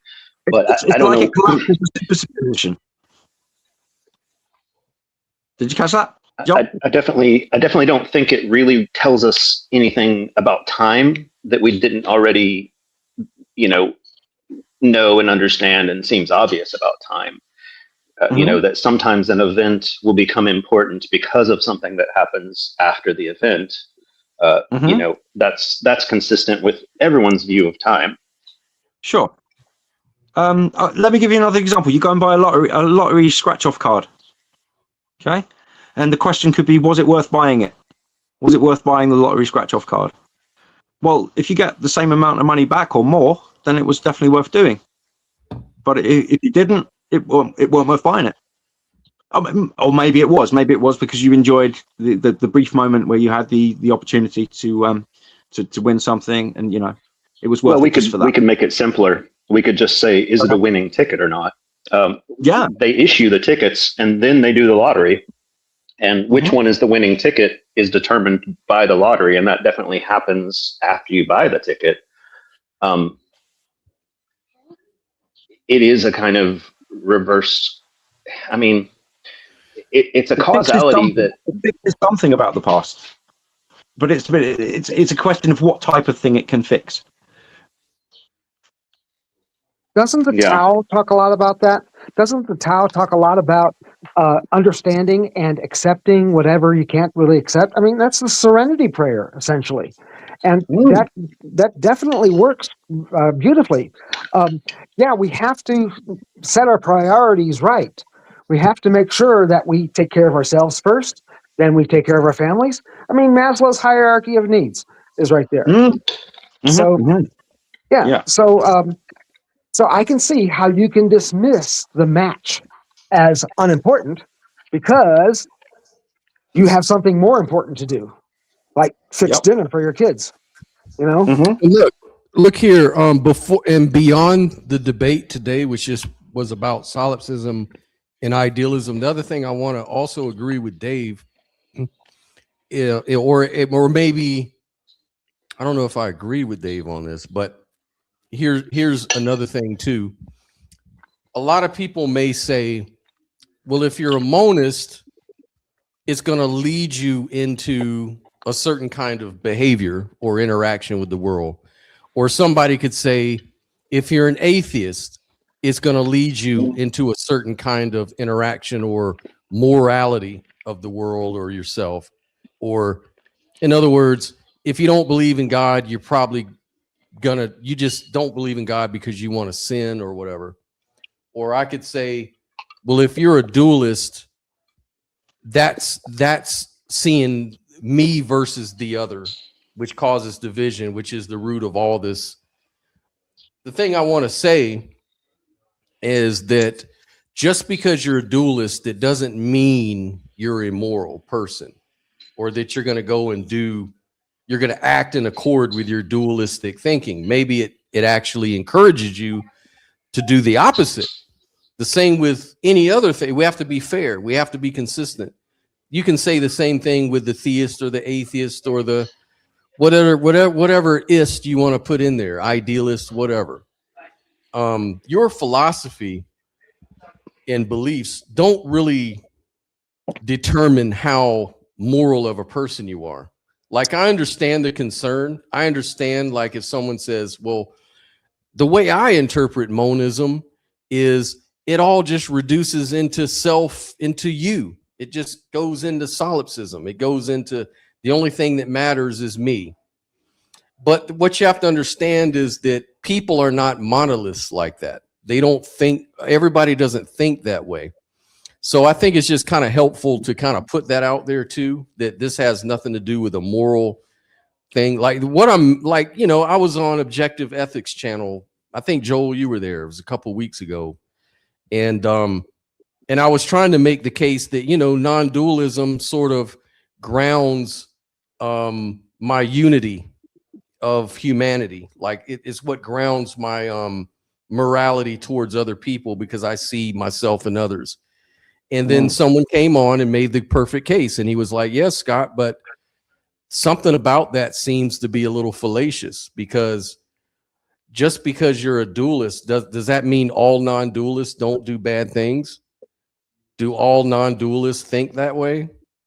Vice versa? Like, you have to be consistent with that. Like, maybe what's more important is not your metaphysical beliefs. Maybe what's more important is your ethics. And I agree with that. He had a really good point, and I kind of dropped that because I don't Fellas, I got to pop off. Sorry, catch you later. Okay, man. See you then. But it does, to be honest, it does ground my morality, but it doesn't necessarily mean I'm a good person. Can I say a little story? Because I agree with you what you just said entirely, but I'd like to introduce a little story. There's two forms of monism that really have evolved, two strong forms of monism that have evolved on the planet. The first one comes out of Judaism, and it comes because of the circumcision. Dr. Sapolsky has shown that he has evidence that originally, when two tribes came together at a well in the desert, they would, instead of fighting, they would send one guy out to compare genealogies, and if they had people in common, which they eventually did have, within a half hour of talking, they would share the well. Well, the Jews decided to institute circumcision, which forced division and isolation, because you can't get away with that kind of conversation anymore. Okay, then you have Platonic monism, and the conflating of those two monisms have formed what were the monism that seems to have the most weight in Western Are society. we talking about monism? Or are we talking about monotheism? Because He's talking about, yes, you're saying monism, but you sure sound like you're talking about monotheism. How is monotheism not monism? If you look up the definition of substance monism or existence monism, you'll see that it doesn't even mention the word God in either one of those definitions, Dave. Yeah, but the story holds true. That's what happened. I didn't say anything that you said wasn't true. I just said it's confusing what you're talking about because you're using a word in a way that I'm not familiar with. Yes. Are you using it to describe a belief in one God? No, I lump monotheism, monism, anytime I use the word mono, I think one, regardless of sure, that's what it means. That's why it's the prefix for monotheism, and it's the beginning of the word monism. But they don't mean the same thing. Just because they mean one, they both refer to one of something. But you would agree that, like, you could have one God or you could have one substance of reality, and those things are not necessarily going to be one and the same thing. Agreed totally.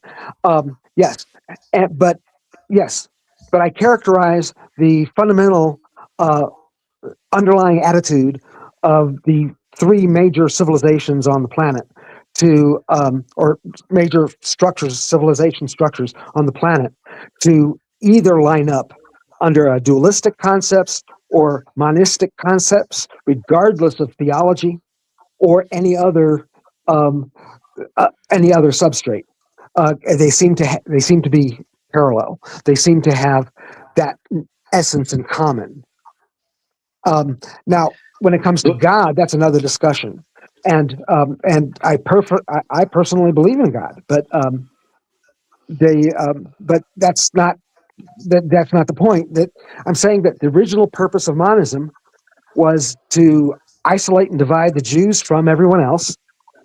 And the original purpose. That's where you go. That's where you go off, though. How is it off? When you say that, you're not talking about monism. You're talking about monotheism there, right? Well, the purpose was to own the well.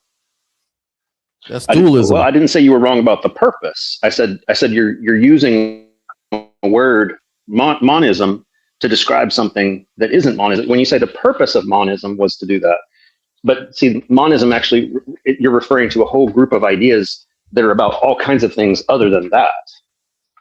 Yeah, it's an attempt to explain reality about whether it's one substance or more than one substance, or is there only one thing that exists, or are there multiple things that exist? That's monism, and I mean, I'm not going to sit here and act like I know the history, but I'm betting that word goes back to ancient Greece, and a lot of philosophical ideas, again, that don't address God or how many gods there are, or whether one exists or not. You see what I'm saying, Dave? Yes, I do, and I currently see the particular story that I'm talking about, the use of circumcision and theology as a way to sell the idea of circumcision. I see salesmanship more than I see theology in the original circumcision. Eventually became true theology, but not initially. And again, I'm not even saying whether you're right or wrong about that. I'm just saying that really isn't talking about monism versus dualism, or dualism and non-dualism. Really are different subjects than what ancient Jews believed and whether they were circumcised or any of those things. It's just totally off topic. Okay, but I can accept that. Yeah. But we can. That's something we could again in the group, the Facebook group. I know you're already a member, but yeah, we'll tag you or something, and we can hash it out. I can give you some links to the references for the terms, as I'm using them, and hopefully just kind of clear that up, because I mean, I've heard this from you before, I think, and that there's just maybe a little bit of a confusion or a conflation between two words that sound very much alike, and like you said, they do have that word in common, that syllable in common, but yeah, they don't mean the same thing.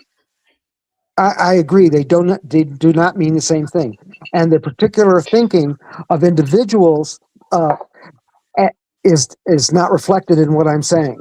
I'm trying to speak to the society as a whole, how the society evolved, and what effectively happened.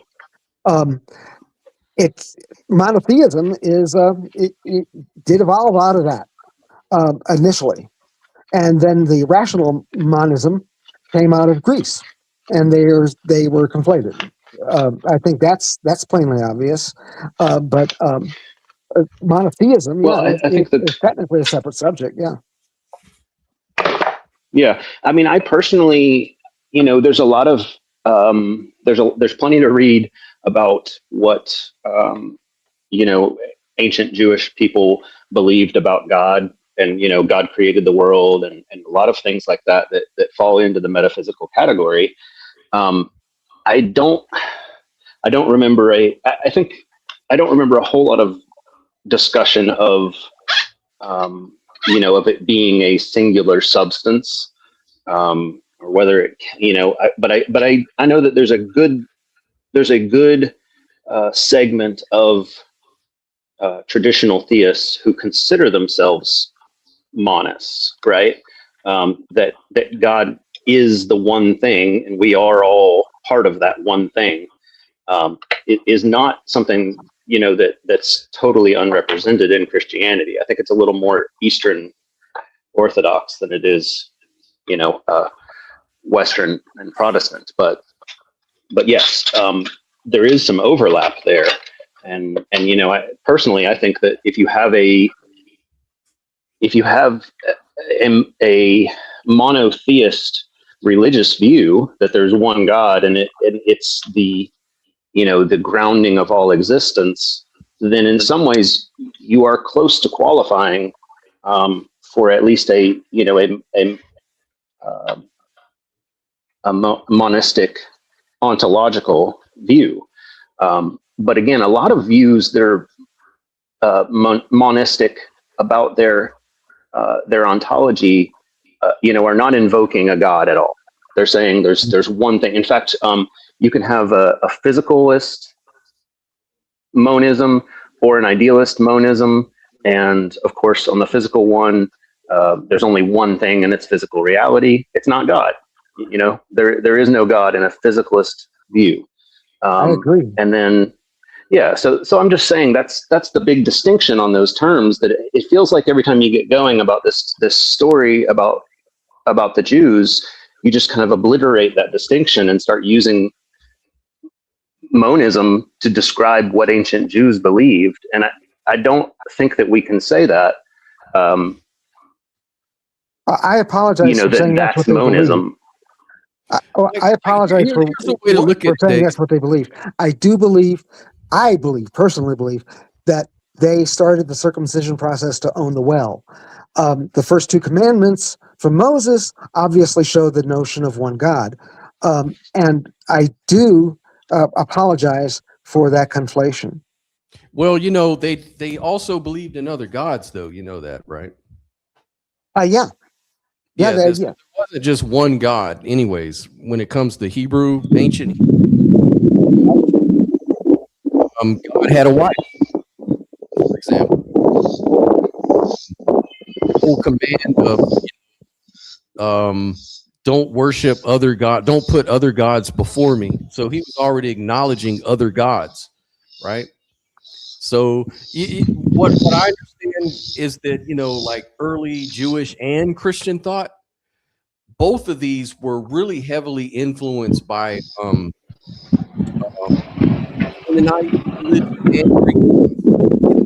material body as a prison for the soul, more so with Christianity. But the original Hebrew scriptures lean more towards the holistic, unified view of the body and soul are interdependent. So I understand why you would think that it was a monistic sort of philosophy behind Hebrew religion. But in fact, when you look at what dualism really means, it means, not just one thing. In other words, it could be soul and body, or good versus evil, God versus the devil, God versus other gods. So because if it was monistic, why would God have a command to say, don't put other gods before me? Because they're all just one God, right? I agree. You're making a good point. Yes. Yeah. So that's what I'm saying, is that it's really debatable whether Judaism really was a monism or not, because it acknowledges other gods. Yes, but eventually it faded into a true monism, and a monotheism. The story of Abraham, of course, is he's breaking up idols, right? He's physically destroying idols. And yes, there were multiple gods back then for anybody at that time, and the Jews eventually did water that down, or narrow that down to one. They call them the Kabbalah. So in other words, like traditions like, say, Christian mysticism, Jewish mysticism, figures like Saint Francis advocated for a monistic approach later on in history. And then this perspective focused on like interconnectedness of all creation, bridging the gap between secular and sacred, and just realizing like an ultimate oneness with God, in which spawned off, Gnosticism and, the Jewish mysticism and things like that. But those were considered offshoots and sort of fringe groups. But the mainstay, like the Pharisees, Sadducees, definitely were dualists and believed in, I don't think the Sadducees did, but I know the Pharisees believed in a soul that was separate from the body, and evil was separate from goodness, where I think the Sadducees didn't even believe in anything like an immortal soul or anything like that. And I think that they sort of repeated like what Isaiah 45:7, I am God, I create evil and good, I create all things, I am the Lord, So it was more of a, monistic sort of view, but it was kind of mystical. Yes, the Kabbalah and Talmudic law are two of the big areas in Jewish thought that lead to mysticism and some of those complexities you're talking about. Yeah, and they even historians wonder if maybe some of the people who wrote about Jesus were influenced by Gnosticism or some kind of monism, because like he would, Jesus, you could read about Jesus saying things like, I and the Father are one, just as you are one with me, or the kingdom is within you, or are ye not all God, and just things like that. When you do the most for the least of my brothers, you're doing it to me. It's like these are very non-dualistic language. But of course, there's other things where it seemed very dualistic in nature. But some of the mystics would combine them and say, well, actually, both can be true at the same time, again, dissolving into monism, because they'll say that, even the dualism that we all experience collapses into a monism, because like Jesus said, you see your brother over there starving, that's the dualism. But when you see him, when you feed him, it's like feeding me. It's like feeding everybody. So that's where the monistic sort of idea collapses into that, or the dualism collapses into that monism. So it's all up for interpretation, My idea with regard to what you just said is about seeds. I talk about the seeds that are being planted in a child's mind. If you plant dualistic seeds, they generate monisms that then generate additional dualisms. If you plant monistic seeds, I see it tend to divide, and I connect it in my mind. I may be wrong, but I connect it in my mind to the original capture of the well. That's what I don't understand. If monism is basically just the claim that everything is one thing, how does that lead to division? Yeah, the simple fact is that historically that the Jews started circumcision, and they took control of the well, and that's what it did, was divide and isolate them from everybody else. Dave, what does that have to do with monism? They then said, we are one, and we are monistic. This is our theology. This is how we believe in things. Okay, and it's you just did it. You just did the thing. You just did the thing, though. Okay, let me explain. Let me say this then, okay? If morality is the ability to tell right and wrong, good from bad, and in self-interest versus outward interest, and morality is the evolutionary characteristic that helps us live in large groups with minimal suffering, then by being monistic, you can pick up one attitude rather than a dual attitude. And that one attitude is usually self-centered rather than outward-centered. It can be the other. And if you maintain the dualistic attitude, you can both be self-centered and outward-centered. Is how I see it. I don't know what you mean. I don't know what you mean. I don't know what it is that you're saying, the kind of argument that you're giving. I don't know what to make of it in terms of why one thing follows from another, because I'm not sure what you mean when you say monistic and dualistic, because the way you use the terms is so confusing to me. And even when I point out, like, hey, here's how I normally hear them used, and you say, oh, okay, sorry about that. Well, then you go back to it. You're having a conversation about monism, and someone asks you a question about monism, and then you go back to ancient Jews getting circumcised. You're doing that conflation, between two separate concepts that I think you have confused, and you seem to have them so deeply confused that you can't seem to like separate them at this time. I think maybe seeing it on paper might help. Let me say one thing real quick. Let me try. I see a lot of people saying "or" between objective and subjective. Something is either everything is all or subjective, or all is objective. I take the view that subjective and objective is the real truth of things. That's monism.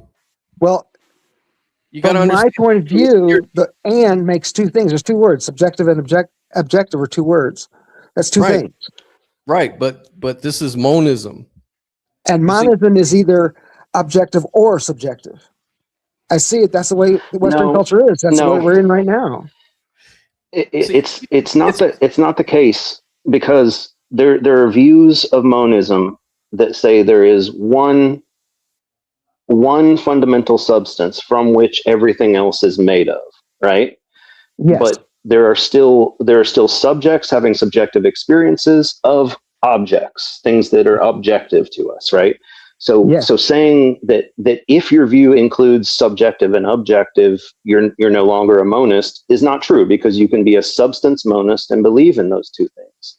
Now, you might be talking about dual properties at that point. I think a lot of us are property dualists,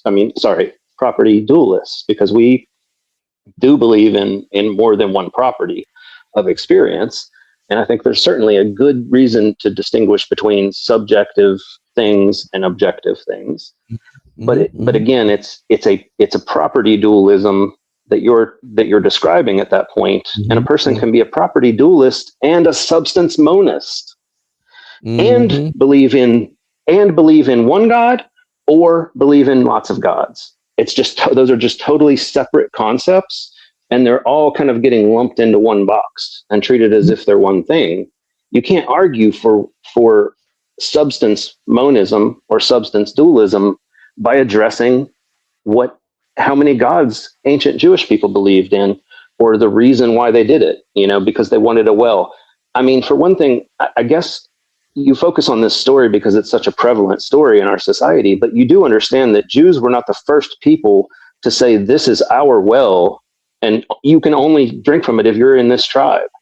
You realize that was probably happening all over the world at that point, everywhere where people lived. Well, actually, whether they believed in one God or more than one God, it didn't matter. They still needed water, and they were probably likely to protect it from outsiders. I see your point. I am thinking in terms of the society as a whole. I am evaluating societies rather than individuals. I make no reference. But you're also just talking about Jews, right? Is that society as a whole? I'm saying that a root of monism comes from Judaism, and I'm saying a root of monism comes from the Greeks, from rational philosophy, from Plato. What kind of monism are you talking about? I'm saying the two conflated into what we currently have, all of them. They all seem to. What is the monism today that has roots in those two things, and what are the two roots that you're talking about?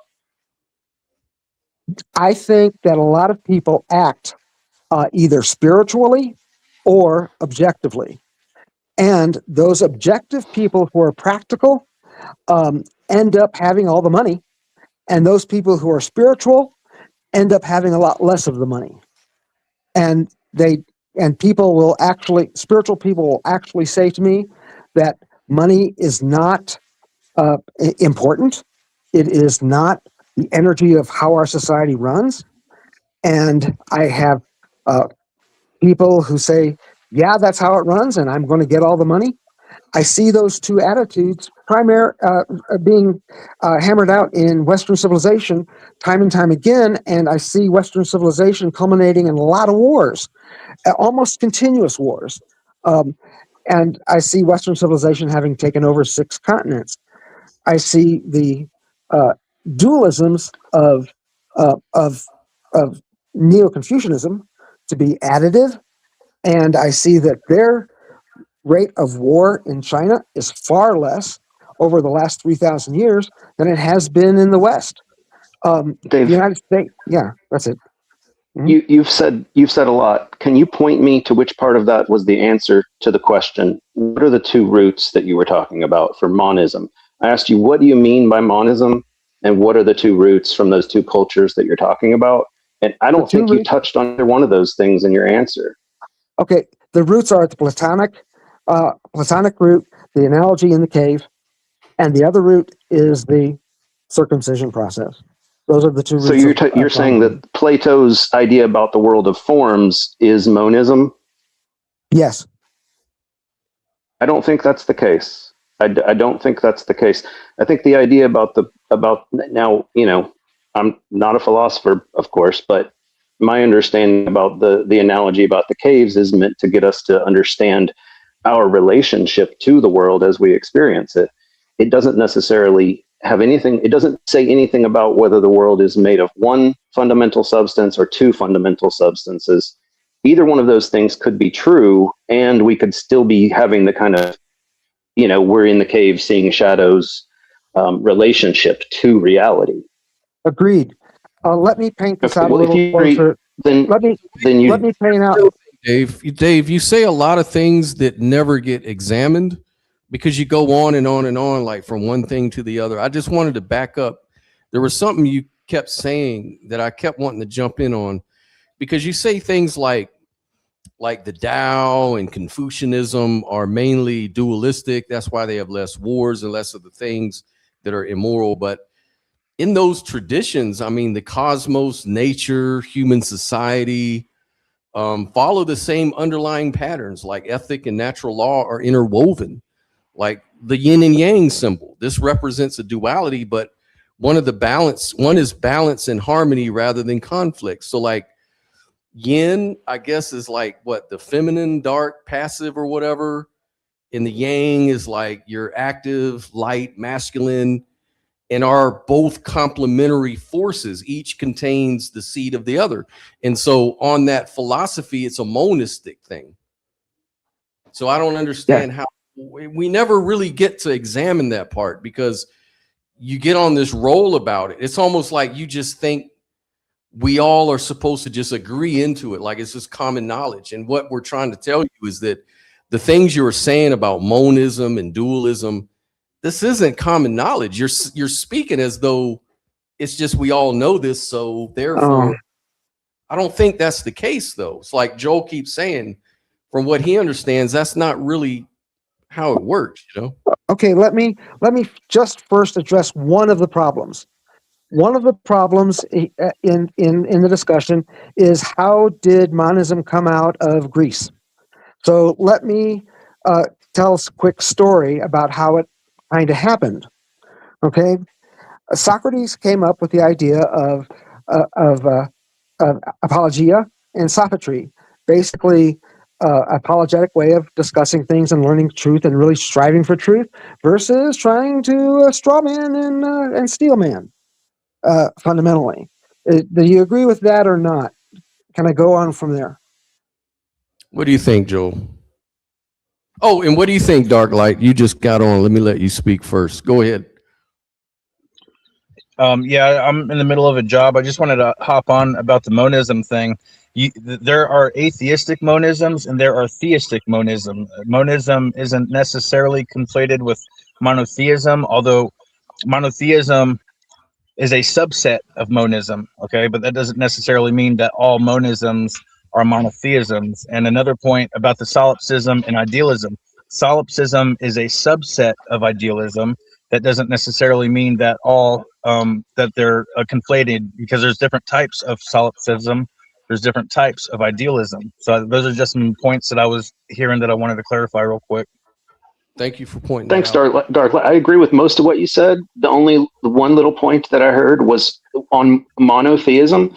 Monotheism isn't necessarily going to be monism, because you can have monotheists like Descartes who were dualists, and that's just a division between, whether it's a division between God and creation. That we're not all one thing. We're more than one thing, or it's a division between natural and supernatural, or whatever that division is, physical body and non-physical soul, and a non-monistic monotheism. Yeah, I agree with that, because I would actually call Christianity a non-monistic monotheism, since I call them a dualistic bitheism, Christianity, because they actually have two separate kingdoms with two separate rulers. So I would call them a dualistic bitheism. Yeah, and ever since I was in religion, I remember Satan runs this world and Jesus runs the heaven. So yeah, I agree with that 100%. That's what I was taught as a Christian. Yeah. So I mean, I guess Dave, it's just that. Go ahead and repeat that one more time, Dave. I think we're not answering. Let me tell you the story of how I see Christianity having evolved. I'll stop at the end of each guy's life, basically. Socrates came up with sophistry and apologia, and he was put to death at some point because they didn't like what he was saying in the streets. They made him drink hemlock. But he came up with the idea of real truth versus bullshit. Do you agree with that? Yes. Okay. Then Plato came along with the idea of the analogy in the cave. He came up with the idea of the philosopher king. He came up with several good ideas. But the analogy in the cave gave the impression that everybody can know on something slightly different. And then Aristotle came along. Do you agree with what I said about Plato? Yes. Okay, so then Aristotle came along and said, we got 6 forms of governance. And he said, polity is what we really want versus democracy. And the reason why is because we can maintain our aristocracy. All of these discussions were occurring in the Senate in Athens and were adjoined by Sparta's military capabilities. Okay? Do you agree with that so far? I can. I don't know for sure, but whatever. I don't have any reason. Well, they understood that they wanted to maintain their aristocracy and maintain the people, but they also understood that they needed more people. So the next generation, literally Aristotle's student, was Alexander the Great, and he took over the world, essentially.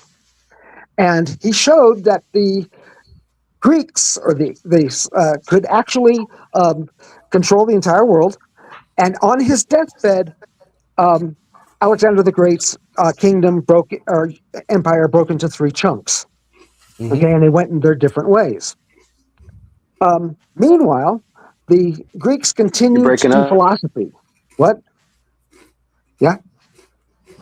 Okay. Is any questions? Okay. Meanwhile, the Greeks continued to do their philosophy, and they had a lot of good philosophers, and they finally got to Stoicism. Stoicism, Zeno of Stoicism, the first guy, and Marcus Aurelius at the end, and you basically see a philosophy in which a person's attitude can be controlled purely by feelings and taken out of their control. They can't control their circumstances, but they can be made to feel good if you can convince them to have a good attitude. So Okay. Stoicism became a mechanism of confusion and the mechanism of good attitude and a mechanism of control. But how to apply it was the question. Meanwhile, you have some really nasty actors like Caesar Augustus, starting as the first emperor. And he was a nasty guy. Well, there are a bunch of these guys. And Jesus came along, and he really helped people. He probably really was. He probably really did help people. I love his Beatitudes. He was a good guy. Mhm. And then you have the Greeks literally writing gospels, which means, by the word gospel means good news. I won the battle. It's Mhm. not a nice thing. It's a bad thing in terms of religious morality. Good news, we won the battle. So they literally started that. Around 325, you have the Creed of Nicaea, where Constantine writes the epic. This is the trilogy of Jesus, the Spirit, and the Father. And this is what you should believe, and these are the miracles in the cave, and all of that stuff's in that creed. And then you have Theodosius in 380, specifically, saying, if you don't be Christian, I'm going to kill you, or I'm going to stab you, or I'm going to force you. And by 391, after he had forced people into church for several years, he let them go, and they started attacking.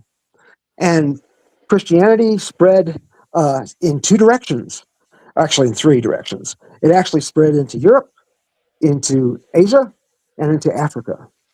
And the final fall of Alexandria was in 405. And that's the start of So Dave, it. Yeah. what we really that was interesting, but what we didn't really hear there was any discussion about substance monism or existence monism. Yeah, there were a lot of big ideas that you kind of quickly summarized. You asked if we agreed. I don't want to stop you on every point that I differ on with you, but the main thing I got to point out here to you is that you're not on topic in terms of this idea of monism. You're not addressing monism in any way, as far as I can see. Well, Thank you. okay, yes, I see what you're saying. So the monism comes out of the fact that you can control people. It becomes I picture it as a sphere from Plato because of his analogy in the cave. And I see the balance of sophistry and apologia dealing with how you can control the population and tucking Judaism into the center of it by tucking Jesus into it. Now, substance monism or is addressed in the, well, let me make sure I got this straight. Would you please describe the difference between the 2 types of monisms you just mentioned, Joel? Well, the main kind of monisms that I'm familiar with are substance monism and existence monism. Substance monism just means that the fundamental substance of reality is a single fundamental substance, as opposed to dual or more. And then existence monism has to do whether we think of everything that exists as one thing or as separate things, more than one. Yeah. Both of those ideas can in a child can generate an attitude where the operative word becomes or, between subjective and objective, for things. That's the problem. That's where the problem really occurs. I don't follow that, but also I'm going to say this. I didn't even think about substance monism or existence monism until I was like in my 20s or 30s. Okay, I was brought up as a Christian. They talked about their theology, and I guess if I had been pressed at that point, I would have said, well, there is one fundamental thing, and it's God. But I didn't. I had no idea what the term was, or that it applied there. I don't think that that kids get that discussion, and this idea that if a kid does get these ideas, then it's likely to lead to that. I don't know what you can do more than just assert that that's the case. I think that how a kid thinks about the world and how to treat other people and whether to act in this way or that way, that we would say that's better or worse, all depends on whether you treat them to do that. And I think you could teach a child, and kids will believe just about anything that you say. So if you tell a kid every day of their life that, like, hey, there's one fundamental substance, like from the time that they even understand what that means, that's fine, as long as you're also teaching them to behave in the other ways that we think are good, right? And as Scott said, you can make an argument for why you should act good based on if the world is a monistic world. You can make an argument for why you should be good if you're in a dualistic world. Neither one precludes acting morally. I agree with you. Yes. Yes. The immorality that I see occurs in a fairly small set of people. Most people are actually very good people throughout the world, regardless of the continent. Most people are. I see the problem in monism occurring in the West, in a substance or a existence monism occurring when the attitude from childhood is set as only one thing, and ultimately that one thing has to be self, because there's nothing else to be outside of self. But Dave, I wonder if that's just a very simplistic ad hoc explanation of things. Like for me, like the way I understand things, and I took psychology, I took, logic in college, but that was way long time ago. But one way that we were always sort of taught in my education was that worldviews often explain behavior after the fact, but it's really your feelings and your emotional states that really drive behavior in any sort of moment, right? Agreed. So like both a monist and a dualist may believe honesty is important. Both may value kindness. Both may endorse patience and self-control. But both of them could lash out in anger while the other one remains calm. Like the difference is often not their beliefs, but it's just their emotional state at the moment, like stress, fear, shame, insecurity, some resentment or anxiety can really influence the behavior more immediately than your worldview. I don't think anyone's consciously thinking of their worldview when they do things like psychological research. And I did a video about this the other day. Like it increasingly keeps suggesting that most of what human decision making is really driven by is emotion first and reasoning second. Like what was that? Jonathan Haidt or whatever is it? Haidt, I think his name was, famously compared reason to like a rider on an elephant. And the rider thinks he's in control, but the elephant is. That's the emotional and intuitive system. That's the thing that determines where things actually go. So I don't know. I understand the moral concern, but I don't think that's really as important as it may be explained here. I don't know. I have another quick story to tell to add into what I have previously said. Okay, because Dr. Sapolsky points out that there are two major strategies in evolution. There's either cooperative or tournament. And the ratio of tournament to cooperative is 20 to 1. 20 species are tournament to every single. And then there's one variable, and that is camouflage or deception. It's the same variable. Okay? That's what we have to work with in terms of survival strategies. There's only two of them, and there's only one real variable in them. Well, it doesn't make one or the other better or right or wrong. I mean, I think that if we talk about like what kind of strategy comes naturally to humans, then obviously we are in that cooperative category, right? And that's why we have those kind of expectations of each other that fit the moral categories is because we need to cooperate, and there are better and worse ways of behaving if we want to do that. Well, technically, we're half and half. The size of our testes are halfway between two different species of primate, one which is tournament and one which is cooperative. And that's how they can tell that we're half and half. And the question becomes, if you're greedy, or how do you tip the scales or the attitude of a person one way towards tournament as their primary strategy, or the other way, cooperative as a primary strategy, or a combination of both? How do you control the society to do both, or one or the other? Dave, what's the other word? What's the other word that you're using besides cooperative? Tournament.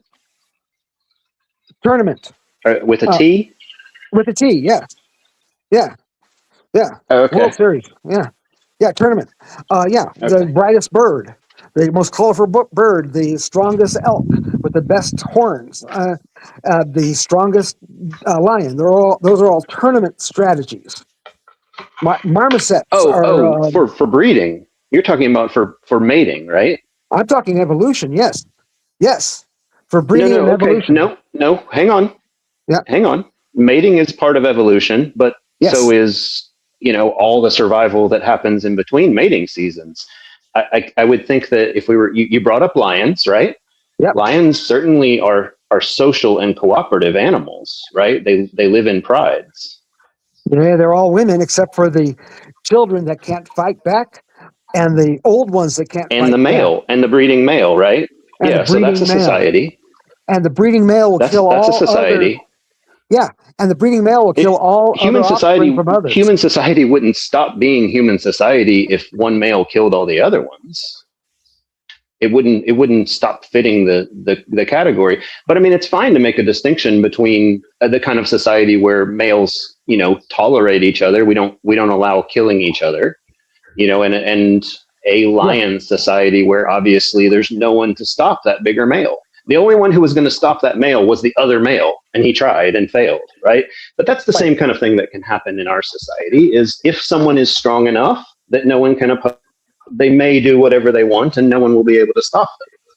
Yes, that's just how reality works. Yes, fortunately, part of our cooperative system, part of the reason that humans rely on each other and cooperating with each other is so that we don't put us in that position. Like the biggest, strongest guy in the group isn't necessarily going to boss us all around, because if enough of us oppose him, then we can just say, no, you don't get what you want.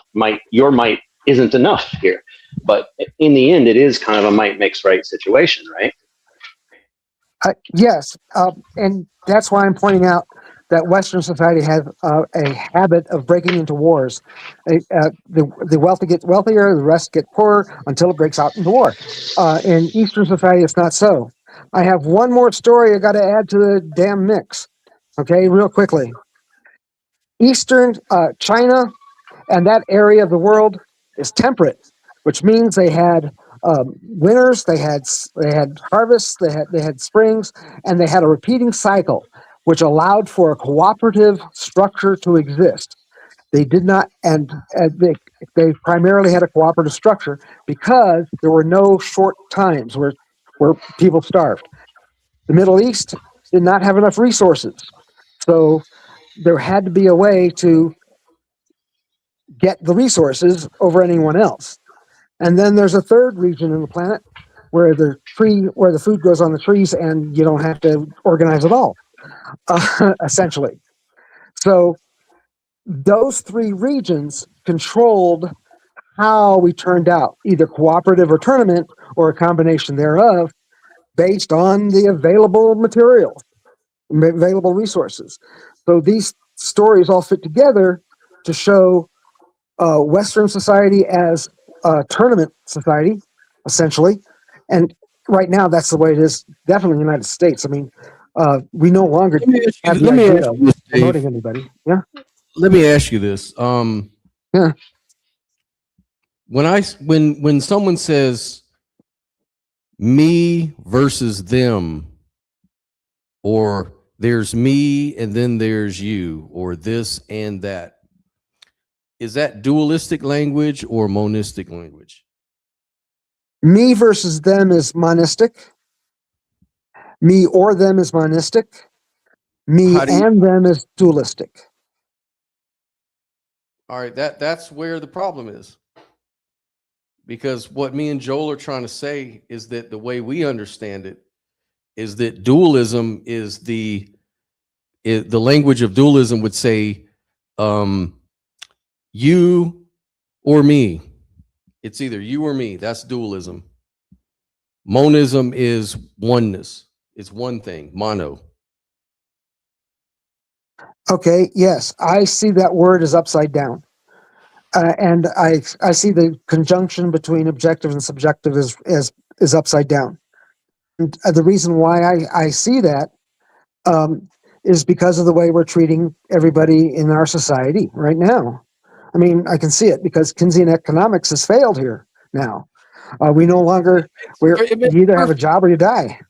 Well, look, it makes perfect sense to me. I think most people are dualistic in the way they act and in the way that they interact with the world, and they don't really give any thought to it. It's just that I think that most people are dualistic. Otherwise, they wouldn't look both ways when they cross the street. They wouldn't you know, they would look at the world in a whole different way. You know, their relationship would be totally different if they weren't dualistic. If you're dualistic, you have to watch out for the predator, right? The predator and the prey. Those are two different things. There's the predator, then there's the prey. That's dualistic. So when you say it's me against the world or it's me or you, that's dualistic by definition, right? So like dualism is referring to any theory that breaks reality into two fundamental substances or principles. I have to map the behavior onto tournament versus cooperative. And in cooperative, I see sharing, I see ands more than anything. And in tournament, I see exclusives. So that's what I see. Basically. There's when tournament what I'm saying is that when dualistic thinking is used to interpret the world, it tends to frame things in absolute mutually exclusive binaries. That's what a binary is. It's a dual. It's a dualism. Would you agree, Joel? Maybe Joel's not with us, but you know, I see that, you know, binaries are dualistic by definition. Non-dualism is non-binary. I see the difference that you're talking about. I see why you're saying that, and you're saying you're giving a choice. What you're saying is you're giving a choice by saying or. No, what I'm saying is that when dualistic thinking is used, it's right versus wrong, or good versus evil, or in group versus out group. Like in ethics and religion, for example, it can lead to treating one's own group as the embodiment of good while casting the other as the enemy or the source of evil. It creates like this rigid framework where there's no middle ground or capacity to understand the opposing side. It's dichotomous, it's dualistic, it's binary. All those are interchangeable words and terms, right? I hear what you're saying, and I see. I mean, I think you just I don't see it that way. I don't see it that way. I know you don't think that way. That's why I say you're not a dualist. And I think of myself as a dualist. And you need to stop, because it doesn't make sense. Whenever you talk, why do you think this is why everyone's confused when you're saying these things? Because you're using terms in a way no one's used to. I understand dualism as a binary. Because that's how it's defined and how everybody usually sees it. Even people in normal America, everybody knows that it's me and then there's you, and we're separate beings. Dualism. To say that the problems of America are based in their monistic ways of thinking doesn't seem to track. It seems like most people view reality as dualistically. They see, I'm not you, you're not me. You know what I'm saying? There's a binary there. And so that's why it's a little confusing. And I agree with you about most people are, in fact, good people. I'll say 80% of people are really good people, and 15% are, who knows, and then 5% can be really nasty to everybody else. To do with their dualism.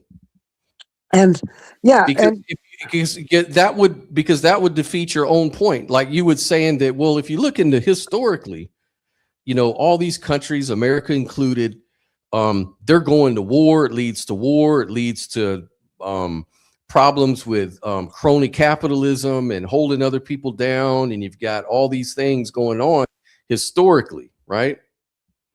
And so that doesn't track with with it being founded in monism, because like you said, most people in America are dualist.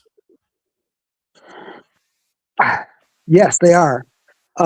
And the way they practically behave is a dualism. I see the United States being a great nation when it was a separation of church and state, and I see that as a dualism of church and state, as opposed to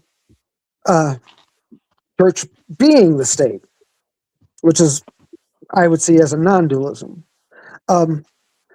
I hear you. I don't know how to resolve the problem. I don't know how to explain myself in those terms. It's easy to resolve. Yeah. Can I give you my opinion on what's going on? Sure. Okay. And I don't mean any offense or anything. It's just frustrating. But basically what I see is going on is you are married to a belief of dualism, meaning in other words, you have a certain belief that dualism has to mean this, because I don't, and because I believe that, in helping the world and seeing myself and others, I'm just going to define that as dualism because I want to hold on to this label. I'm a dualist. And so you just change the definition so it fits your reality. And the thing is that you don't understand is you have more power than that, Dave. You don't have to follow a word. You don't have to have word phobia. I call this word phobia. It's like you're scared to let go of certain labels and words.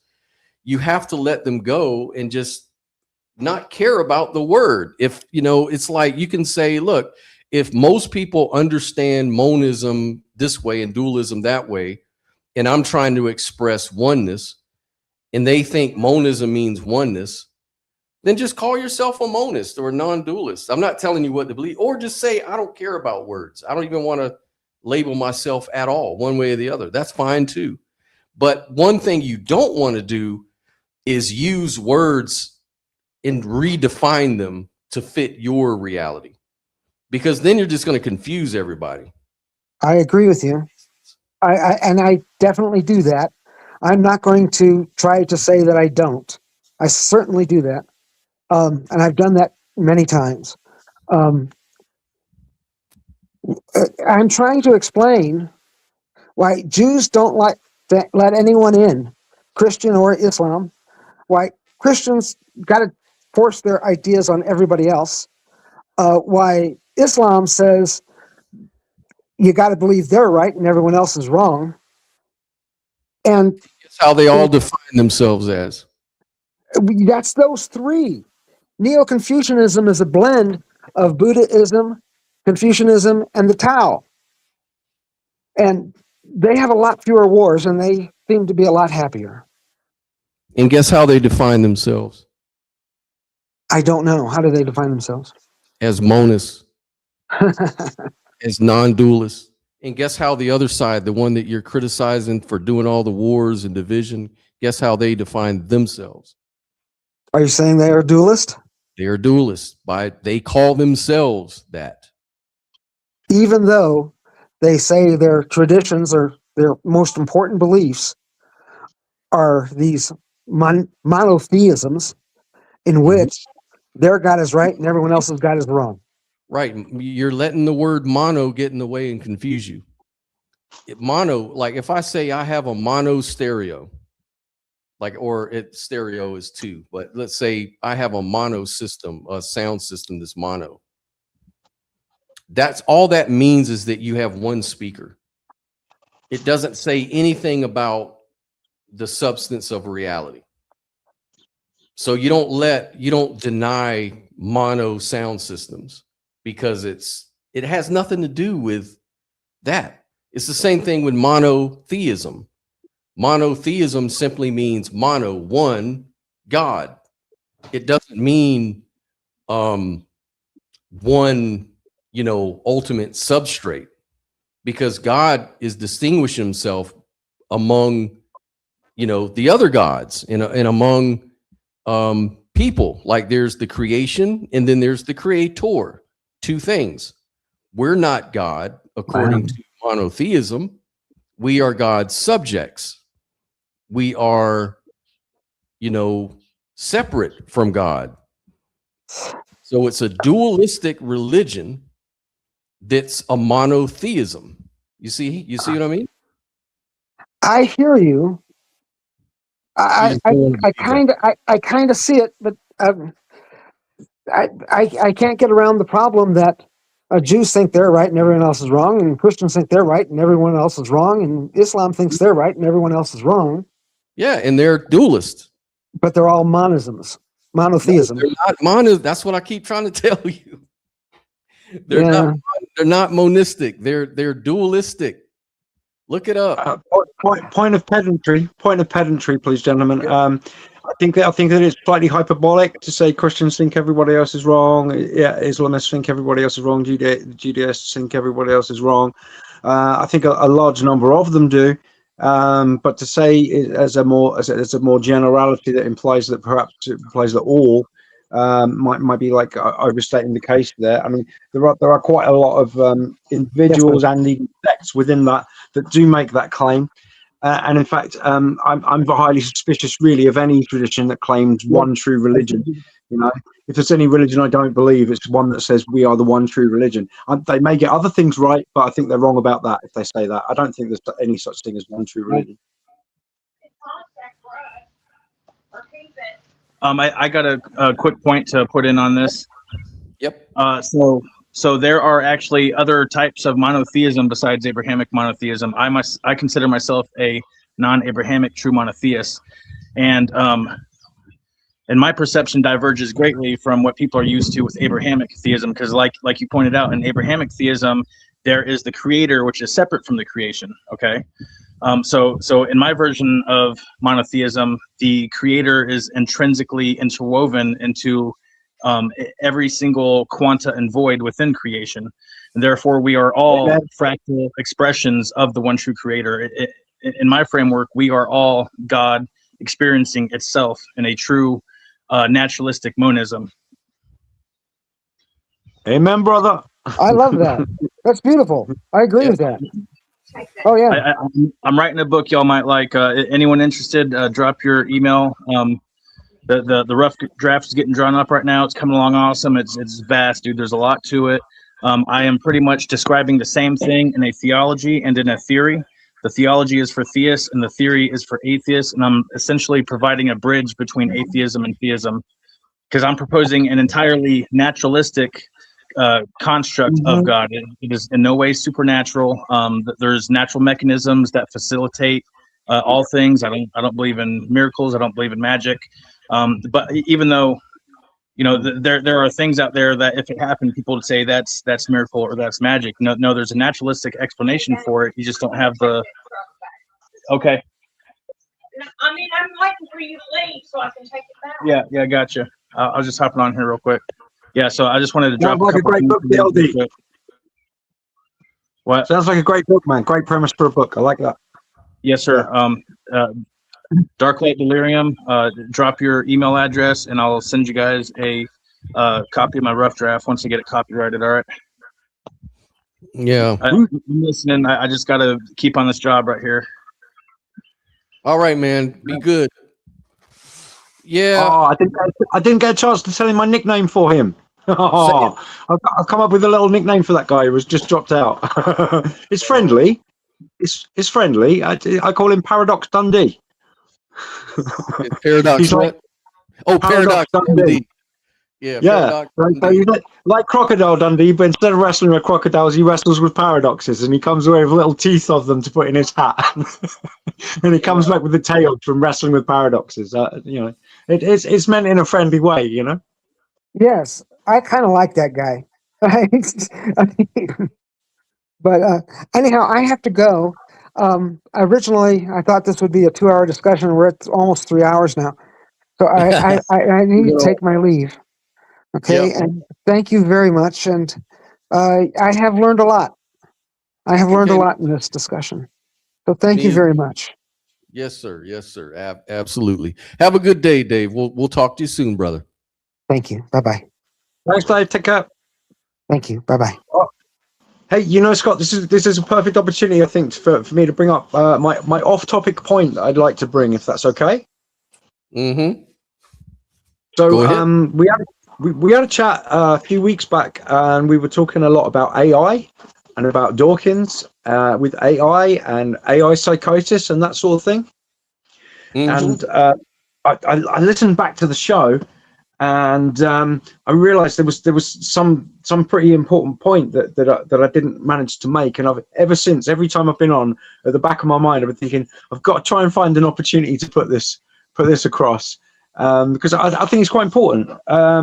So, you know, I'm a bit of a word nerd. I look at the discourse and I do it sort of like fine-grained detail, like, you know, we use this phrase and that's unhelpful, or we could use a word to just describe this, and just sort of like coming up with a made-up neologism or something. So when we look at some of the problems that people are having regarding AI, and their beliefs regarding AI, and you know, I think you mentioned a form of theology even that had built up around it, didn't you? Say that one more time.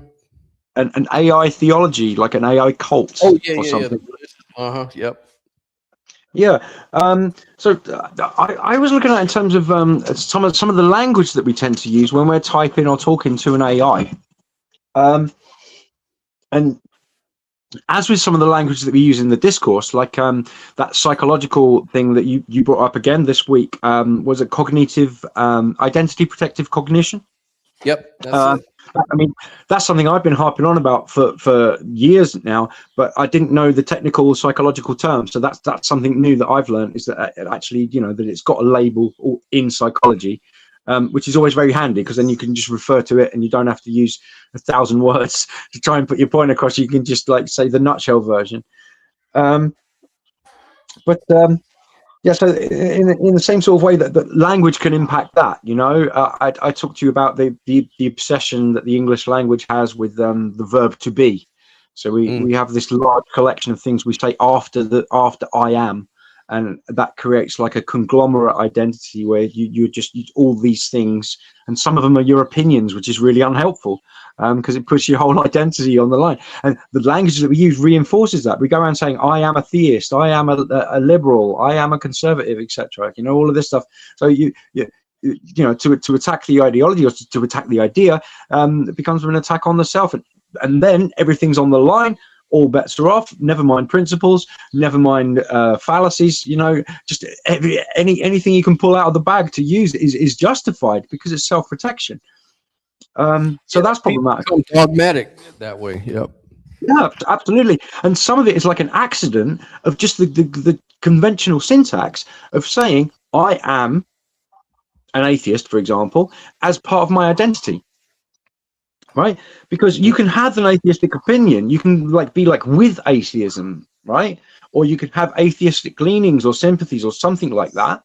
But in order to say it is what I am, you might not even mean literally it is what you are, but your subconscious doesn't make that correction. Your subconscious doesn't say I didn't mean it that way. The subconscious doesn't have that kind of you know, it doesn't have a sense of humor, it doesn't have a poetic license, it doesn't have any kind of oh, this is just a shortcut. It becomes a reinforced groove in the mental pathways. You know, the connections just become, and so you start to believe this is what I am. Therefore, if the opinion or the idea or something is challenged, that's a big problem. And so we get these problems that are like language-based problems. And I'm bringing it back to the AI thing now.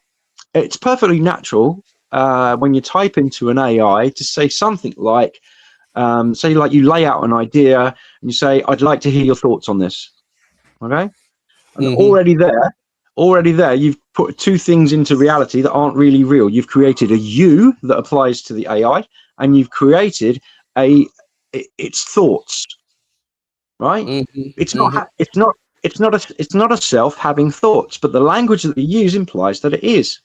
And it's natural language to use, and partly I think because we haven't developed a new lexicon for communicating with AI and new conventions or new pronouns, even, you know, like a sort of different way of speaking. And I think this may be some important prophylactic thing to do.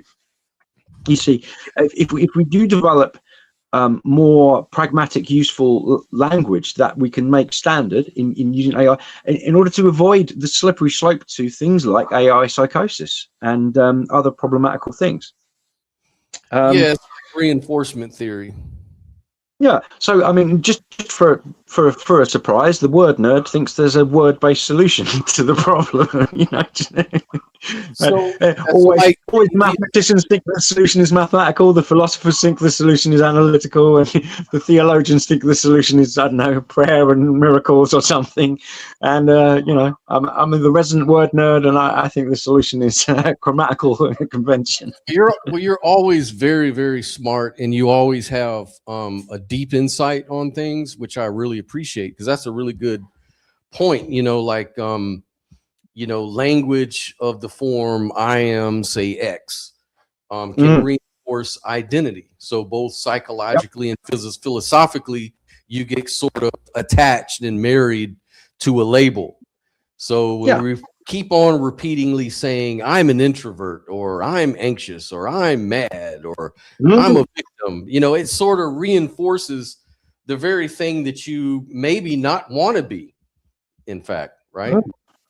Yeah. And, it does have a psychological import in that, and that's what I was bringing up, is all those studies sort of support that thing. And this is why identity is unrealistic and unhelpful in many ways. And it's so this suffering multiplier.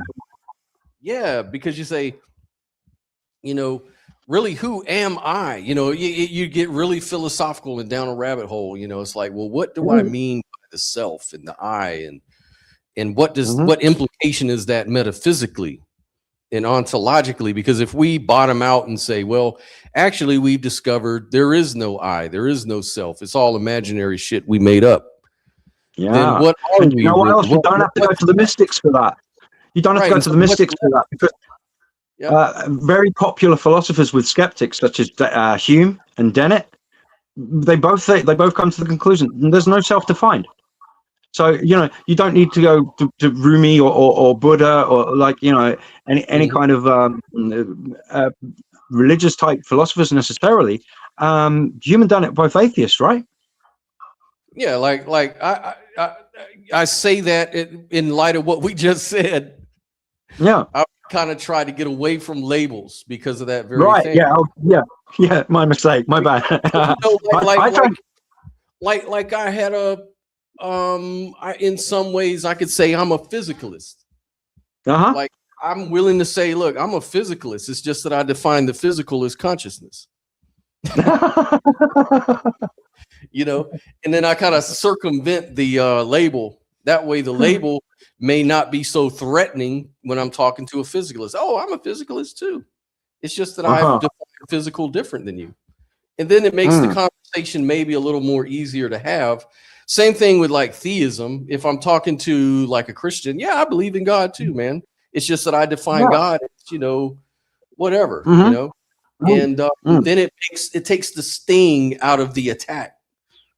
You social chameleon, you. You're a social chameleon, Scott. You just blend into the background and you put your point across with whatever labels they prefer. That's right. It's like very smart least resistance. Yeah, absolutely. Or sometimes you can do the opposite if you want to be more contrarian. If it serves the conversation to be more contrarian, then you deliberately choose the opposite labels. But you can still, even from that position, you can still find things to respect and things that you oppose. You can still give the devil its due and all of this stuff.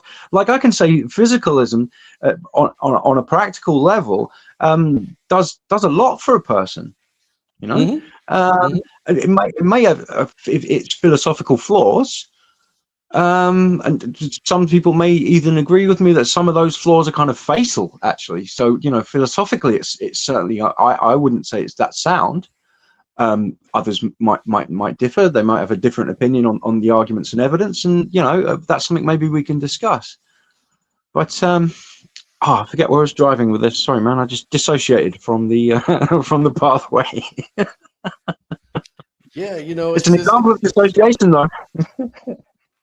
If you're just trying to get some kind of idea across, then it's the idea that's more important. It's the concept that you're focused on, not the word games. The semantics can get in the way, and if they are, then be creative. Try to get your concept across more so than your label. Because a lot of people, like you said, they attach themselves to labels, and it's all kinds of labels. Some people are it's really just a lot of virtue signaling, because people want to signal, hey, look, I'm a skeptic. So I'm a skeptic. And sometimes what those groups will rally around is who they oppose, who their enemies are, like in some kind of leftist type groups, I've noticed that Jordan B. Peterson is a very big target for them, right? It may be like, say like maybe they're feminists or trans activists or some kind of group like that. They've picked on a group of people and they say, oh, this person is a bad person. And they compete to come up with more extreme versions of how bad they are within their tribal group. And it's like it's a loyalty to tribe thing that you can't say anything good about your quote unquote enemy, whether that's Jordan Peterson or I don't know, Charlie Kirk or whoever it is, that is like, that's somebody that's considered the enemy of my group, and I must express loyalty to my group in order to to demonize just somebody that you just have a few disagreements with. I mean, I've got disagreements with Jordan Peterson. He's far too conservative for my liking. Especially post-health crisis Jordan Peterson, I think he became more conservative after that.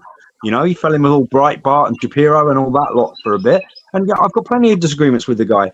But I was talking with somebody who was dehumanizing him, calling him a pig, and also accusing him of being a Nazi. And I was looking at this, well, who's being more Nazi-like in this situation? The person who's dehumanizing their enemy, or the person who I've never seen Jordan B. Peterson dehumanize anyone. Have you?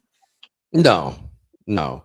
He hasn't done he hasn't really performed any of the things that the critics would say is implicit in anything that he's said or anything like that. It's all interpretive, and he's careful with his words. If you notice, very careful with his words, and he always covers them because he's probably into psychology or some shit. I don't know, but he seems to do a lot of psychological. He takes a lot of care to be with his words so that he can sort of frame things a certain way to give people a certain kind of leeway or loophole for himself. You know what I mean? So he's very careful with his words. Now, that's been the criticism. Now, a lot of people would say that he's too vague. He could mean like he tap dances around things instead of coming out and saying one way or the other. That's what I noticed too. And that's always a psychological trick. But he does give some reasons for that. He says, like, this question is missing the point. And sometimes that can have some validity to it, because somebody is asking a low resolution question, which is like, are you in this box or that box? And the boxes aren't clearly defined. How are you going to put yourself in a box without knowing what it is? I have very little clue what it actually means to any individual person, the question, are you a Christian? Yeah, because they could mean so many different things by that question. So, and especially if they say, oh, it's a simple question, don't avoid it. No, I'm sorry, it's not. It's a low resolution question that requires a little bit of careful analysis to be properly answered.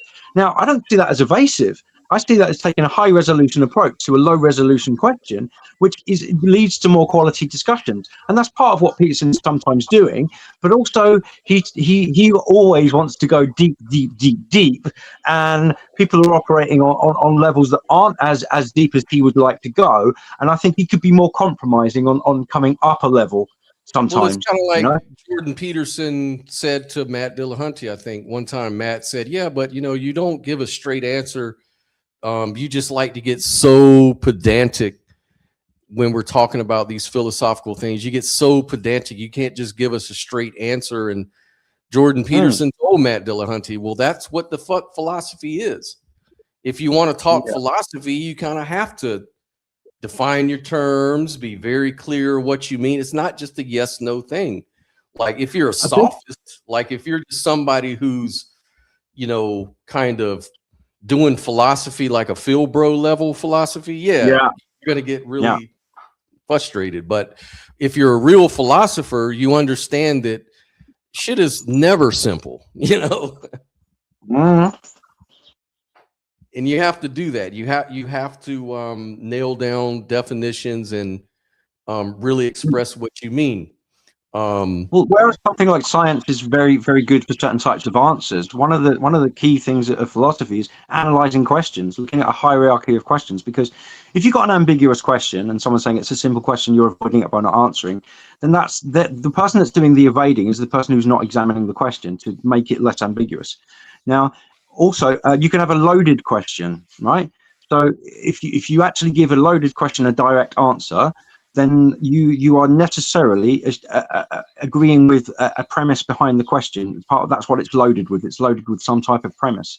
So a perfectly legitimate response to a question is, I dispute the premise. In which case, you're not giving a yes or a no. You're not giving the answer that they want, but what they want is for you to answer the loaded question. Well, the best thing to do with a loaded question is unload that motherfucker. Right. And I mean, so that's not evasive. That's just hygiene. It's discourse hygiene. Yeah, and again, like X Music here is asking only things science. Oh wait, wrong one.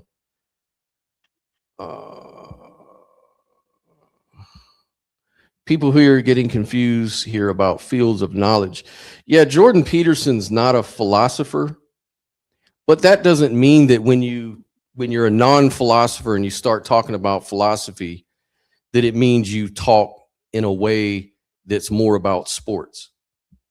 Right? Like if you're going to engage something, you try to do the best you can within that thing that you've chosen to engage in, right?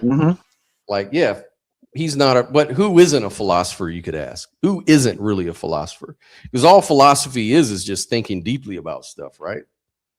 You know, you don't have to have, you have to carry around your license, your philosophy license before you speak about it. Yeah. No. Well, we all have philosophies. Yeah, we all do. We all have philosophy. We wouldn't be acting in the world if we didn't have some kind of philosophy. Yeah. Like Robin says, but Peterson is in psychology, not philosophy. You're right. But if you're going to, Matt Dillahunty's not a philosopher. But that's all he fucking talks about is philosophy all day long. But no one ever wants to have that discussion. Everybody wants to focus on the people that's outside of their tribe to make that criticism. That's my only observation. I think when it comes to Jordan Peterson, it's not that he's not qualified, you know, any more or less than anyone's qualified to give their thoughts. The issue is the way that he goes about it.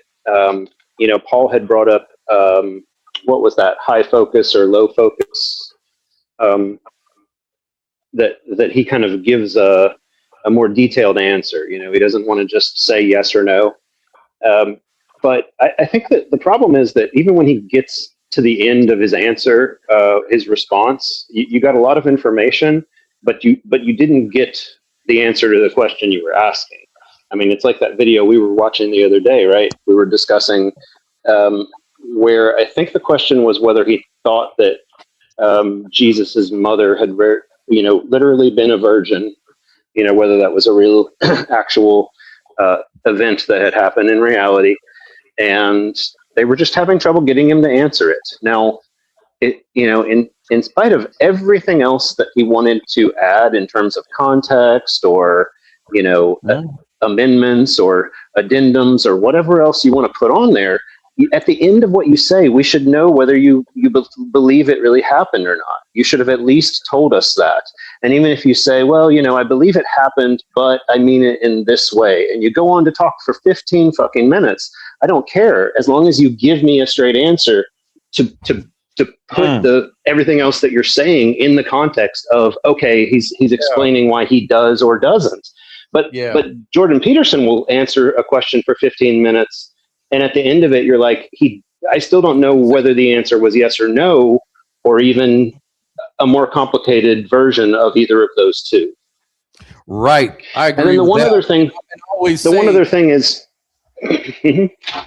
I would just say Jordan Peterson ought to start with his, like the way I do it, because I know that rarely things are just blanket yes or no in order to fully get the impact of what you're trying to say. But I always start with that. Like if someone says, well, are you saying that reality is just consciousness? Instead of saying, well, see, the way it works is that I go on for 20 minutes. No, you say yes or no, and then go on with yeah.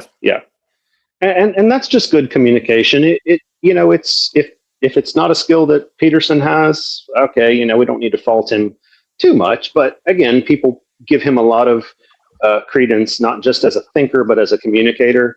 And I think it's a shame when you see him act like that about a question. Now, the other thing that got brought up, again, in the video specifically by Jordan Peterson, the video we were watching, and by Paul, I think I heard, is sometimes it's like the question is really missing the point. Yeah, sometimes. But then again, if I'm asking you a question, then I can't really be missing my own point, can I? You know, like if the point of me asking you is because I want to know what your position is on it, I can't be missing the point on that. Now, you may say, hey, my position on this, so whether I think it's yes or no, isn't really that important. Well, it was important enough for me to ask. So how about just answering? And then you can bring up whatever you think is more important. You can say yes or no, and then, but you know what's really important is not whether I think yes or no, it's this or that, right? But again, you give the answer, you answer the question. You don't tell people, hey, your question is missing the point.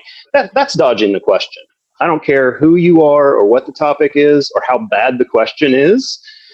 You're dodging the question when you just say, hey, you're missing the point. Mm-hmm. Right. Exactly. Yeah, that's fair enough. Fair enough. There are deflection tactics, like saying that's missing the point. Sometimes can very much just be a deflection tactic, and like you say, you can answer the question and then add an addendum. Like you can say yes, no, I don't know, I think so, or something like that, and then say, but I do think actually that question. Once you've already answered it, you can then go on to say, I do think the question is missing the point in this fundamental way, and then you're still putting that same idea across without the deflection. Yeah, unless you've called in to talk to Matt Dillahunty, in which case you may only be allowed yes or no, and then after that you're told to shut up and listen. Yep. And I'm sympathetic to that too.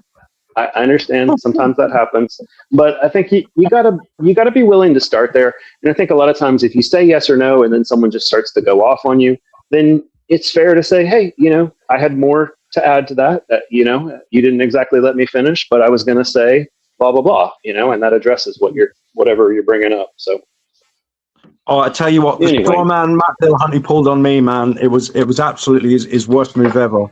Okay, he had a co-host on who was an author. And the co-host had asked me a question that was to do with third world suffering, and he was asking about where are the WTF prayers and all of this stuff. I'd called in to say that some atheists are straw manning prayer with this idea that when they say nothing fails like prayer because certain types of prayer had failed certain types of tests, and I was saying that's kind of like a low resolution view, that it's treating prayer as if it's like wish granting from a sky genie and that there's nothing deeper to it than that. But anyway, I'd already got to the point where I was like, oh, this call isn't going well. I'm not really getting a chance to make many of my points. And the co-host asked me a question, and I took that opportunity to be like, right, okay, it's over to me now. I've got some open space, and I started to put across at least a couple of the points that I'd called in to make. And then what I was planning on doing was saying, and with reference to your specific question, and then giving a more specific answer to the actual question that he'd given, simply because I felt, because of how the communication had gone between Matt and I, which really, there wasn't really so much an interview as an interrogation, I wasn't getting a chance to raise any of the things that I really wanted to raise. So I put it across. Now, Matt jumped in and stopped me from getting to the point where I was saying, oh, and with regards to your question, sir, right? And what happened by cutting off that opportunity and not letting me finish, he got to frame it that I was giving a direct answer to the guy's question regarding third world suffering, and then he said that as you're basically telling me that the third world suffering, starving people in third world countries aren't grateful enough. And I said, I don't think I'm saying that at all. And he was like, no, you are. And he doubled down on this. Like by cutting off my point, he tried to make it out that I was, I don't know, he tries to make theists look bad, but how bad he tried to make me look, in saying what you're saying about the third world is this. It's like, well, yeah, if you cut me off and misinterpret and take that tack with your agenda just to bash the theist around, then sure, that's what I'm saying. But that wasn't what I was trying to say, even remotely, Why would anybody in their right mind take that opinion that third world sufferers aren't grateful enough? Clearly, my point about gratitude was to do that prayers of thanks inspire an attitude of gratitude, and an attitude of gratitude is beneficial to a happy life, because you can have all the success in the world. If you never stop to smell the flowers, other people will say you led a successful life, but you wouldn't necessarily have ever been happy.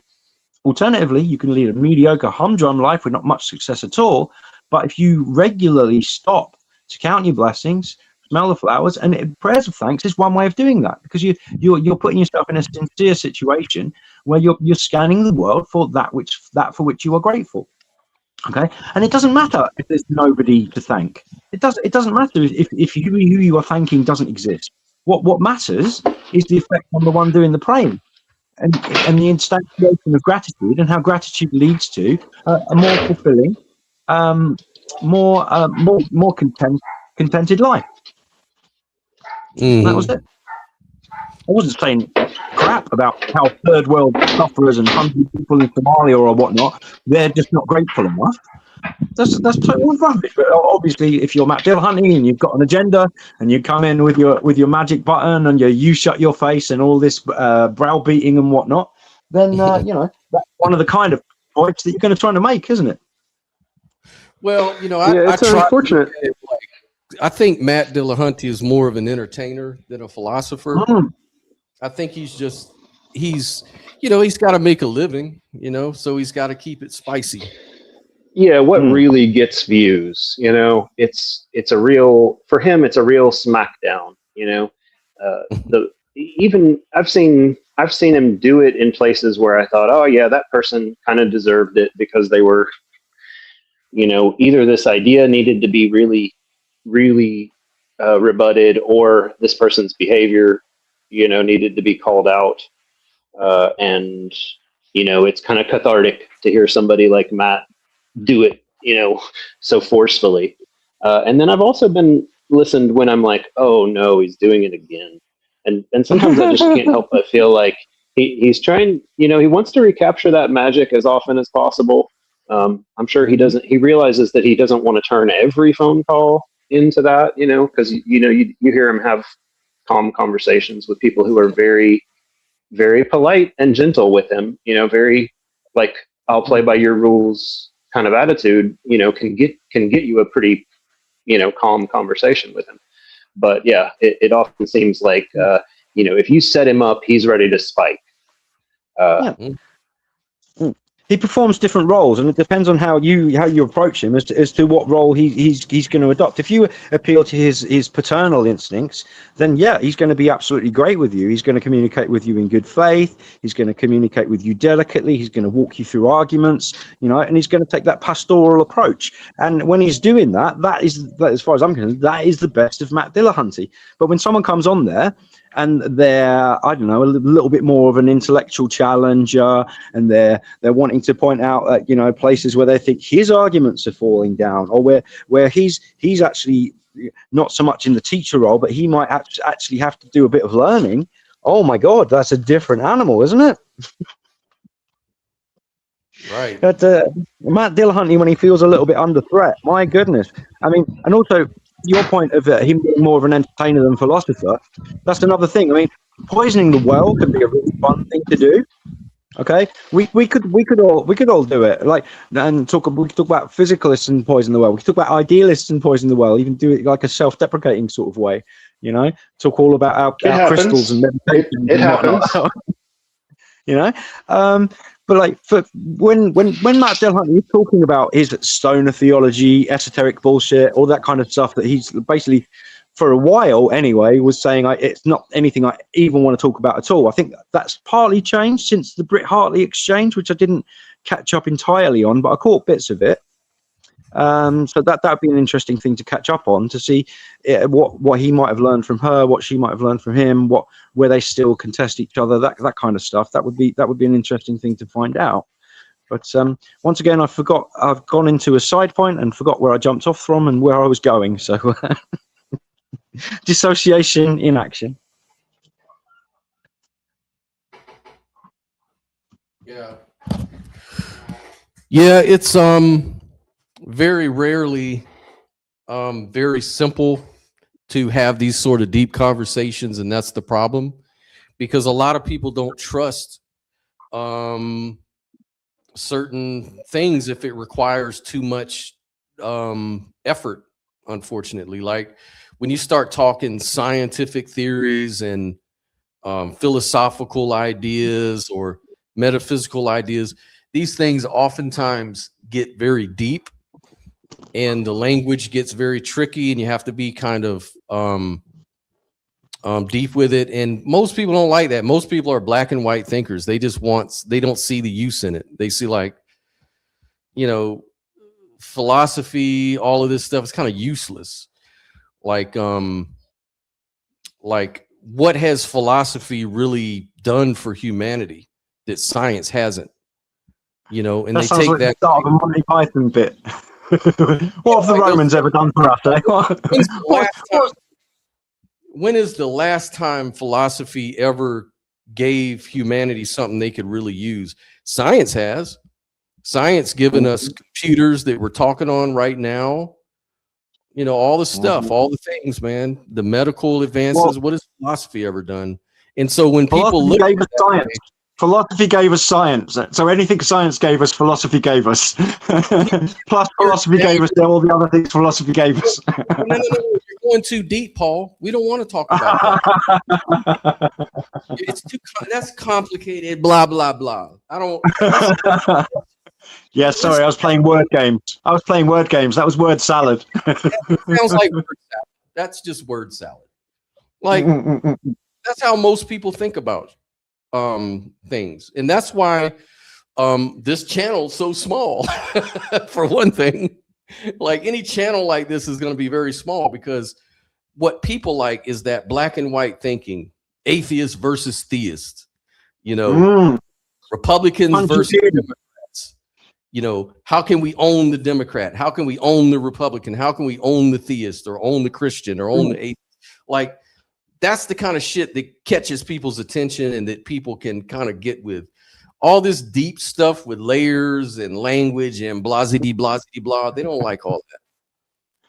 Yeah, some people find nuance and clarity to actually be a form of dishonesty, because it's like you're complexifying the simple rather than disambiguating the oversimplified, and therefore, from their view, what you're doing is kind of like you're trying to do dishonest things, just by bringing nuance to the table, and it creates suspicion in a lot of folks that you want to maybe dig a bit deeper into a question or into a position and sort of say something like dualism, right?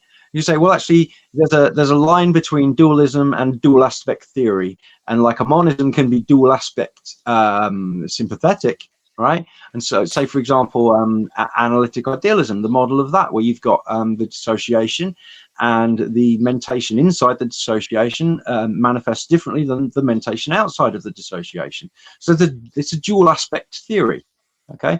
But it's not dualism. But then somebody who's nuanced skeptical is going to come along and say, "Oh, well, you're trying to make things more complex than they actually are. It was a simple question: is it dualistic or not?" And you go, "Well, what do you mean? Do you mean dualism, or do you mean dual aspect theory, or do you mean substance dualism? Do you mean this kind of dualism?" And so you get a lot, especially in the forums, with folks who are coming in with like low resolution views that they want things black and white. They want it one side's good, one side's bad, and only good things can be said about my side and only bad things said about the other side. And it's sports team mentality, peanut gallery malarkey going on. And I don't want to get too judgmental about it. I would just say it's a different type of fun. It's a different type of fun. It's a more sixth form common room level fun or playground level fun, and that's fine. But it's when the people that are doing the playground antics insist to me that I bring like classroom level material or seminar level material down to the playground. That's where I object, because like I'm not bringing the energy putting into a high resolution nuanced theoretical analysis to somebody who thinks nuance is dishonesty, right? I'm just not doing it. It's a waste of my time and energy. I'm not going to do that. And they could, "Oh, you're being evasive. You're being so evasive. You said you had a case for this." It's like, just because I don't have any material for you does not mean I don't have any material. And if you were a reasonably minded person, you would understand that. But it's because you're not acting like a reasonably minded person, I'm not going to bother subjecting my reasoning to your evaluation. You've disqualified yourself from that with all of your flagrant, unreasonable antics. And so I'm not going to judge the kind of fun they're having. They're having great fun, and maybe I will join them at that level of fun, just not with an inappropriate level of material. And I won't bring material that shouldn't be subjected to that kind of stuff. It could be very hypocritical, like like when I spoke to Matt Dillahunty myself, like I called and was pretending to be a theist because he didn't want anyone steel manning it, so I had to call back and actually be a theist or a Christian or whatever.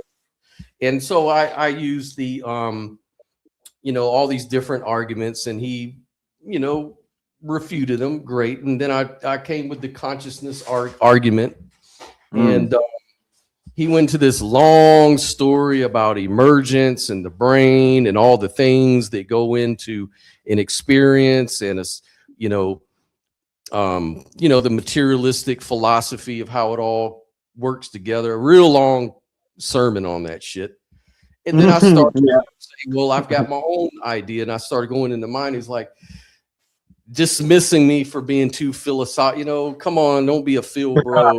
Just fucking, no one's interested. You're just fucking word salad. You're, you know, it's like, dude, why is it okay for you, but not okay for your callers to Here's a phrase for you, Scott. Here's a phrase for you to pinpoint that.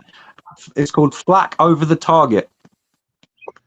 Mm-hmm. I got You're hitting where philosophy is most weak, and he's putting flak over the target. He's saying we shouldn't even discuss this. Yeah. That's Yeah. what he's doing. He knows where he's weak, and he doesn't want to go there, especially not live on his program. Yeah, I can tell he's never really looked at philosophy of mind that deeply. I mean, his arguments are very superficial and old fashioned, you know. But anyways, hey, Dark Light, do you have something you want to add? Yeah, well, I got a question for Paul. Oh, cool. Hey. Yeah, are you the one that calls up Matt and trolls him? Because I've heard a British guy call him up and troll his ass a few times. Are you the one that told him that God that you have sexual relations with God? Was that you? No, that's a different Paul. Not me. All you Brits sound the same to me, but there was this British guy that called him up one time, and he's like, I could tell he was trolling his ass. He's like, yes, I have sexual relations with God. And then Matt was all like, oh, so you're a God fucker. I actually did a reaction on that. And I actually called Matt up, because I've called Matt up a few times. It's been a while, but I called Matt up and I was like, Matt, what's better, sex with me or sex with God? Because that's what he said to this British guy. And he hung right up on me. But I thought you might have been him. I was just wondering. No, that's not me. Did you catch my nickname for you, DLD? No, I love that. I love that because actually Paradox is number 5 on the Dark Light Decalogue. I'm a strong believer in Paradox. Nice, man. That's nice. Because there's actually scientifically verifiable paradox and there's also easily dismissible paradox. So just as in true paradox fashion, paradox both is and is not. I'm going to need that slow motion to follow it. It's paraconsistent logic, man. Come on. Exactly. I'm painting this fence right here, y'all. This lady's kind of bipolar as fuck. So I just wanted to hop on. I just wanted to hop on real quick, but I'm listening, y'all. Okay, brother. Yeah. You know, there's so much to this stuff that gets really deep, and it can be really hard when you talk to people that really don't know a lot. That's why I really shy away from talking to certain people about certain topics, because I mean, for a lot of people, like if you're not a theoretical physicist, you can talk about a lot of stuff that just sounds fucking insane to people. They'll be like, what the fuck are you talking about? And these theoretical physicists may be very sound and very valid in what they're saying. But of course, it sounds like there's a lot of things out there that I feel like it's probably beyond us to, do more than just kind of go, okay, in response to the scientific findings. It's very difficult to, in a lot of cases, even wrap your mind around some of these things, and even more so trying to draw other conclusions from it. I'm always kind of baffled by that process. Yeah, it's like one really big one is the whole causation conversation. It's like I was watching this morning, I forget the guy's name. He's an atheist and he has a call-in show where people call in and he argues with them and debunks them. And so some guy came in with the first cause argument for God and everything. And the guy, and the guy is supposed to be like this big science-minded person. And he was like, well, really causation isn't necessarily an established fact of reality.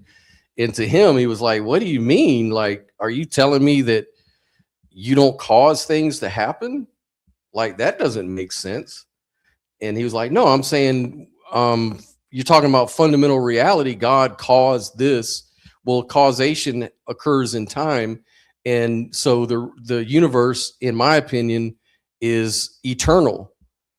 And he goes, there was no cause. And the guy's like, well, how can there be no cause? That doesn't make sense. and the guy's trying to give him this scientific explanation, like the block universe theory, that everything exists simultaneously. We have evidence to support it, retrocausality, all these sort of things to prove that time is more of a mental appearance or the way that we interpret reality. But in fact, the math doesn't really support any of it. And so it's really questionable whether time even exists and therefore cause even exists. All we really know are the relations. We can mathematically describe the relations. We can't mathematically describe this thing we call cause. Causes are just convenient placeholders to make it all make sense. But it's hard to really. Does it not sometimes, sorry, Scott, does it not sometimes suffer from the fallacy known as post hoc ergo propter hoc, which says after this, therefore because of this?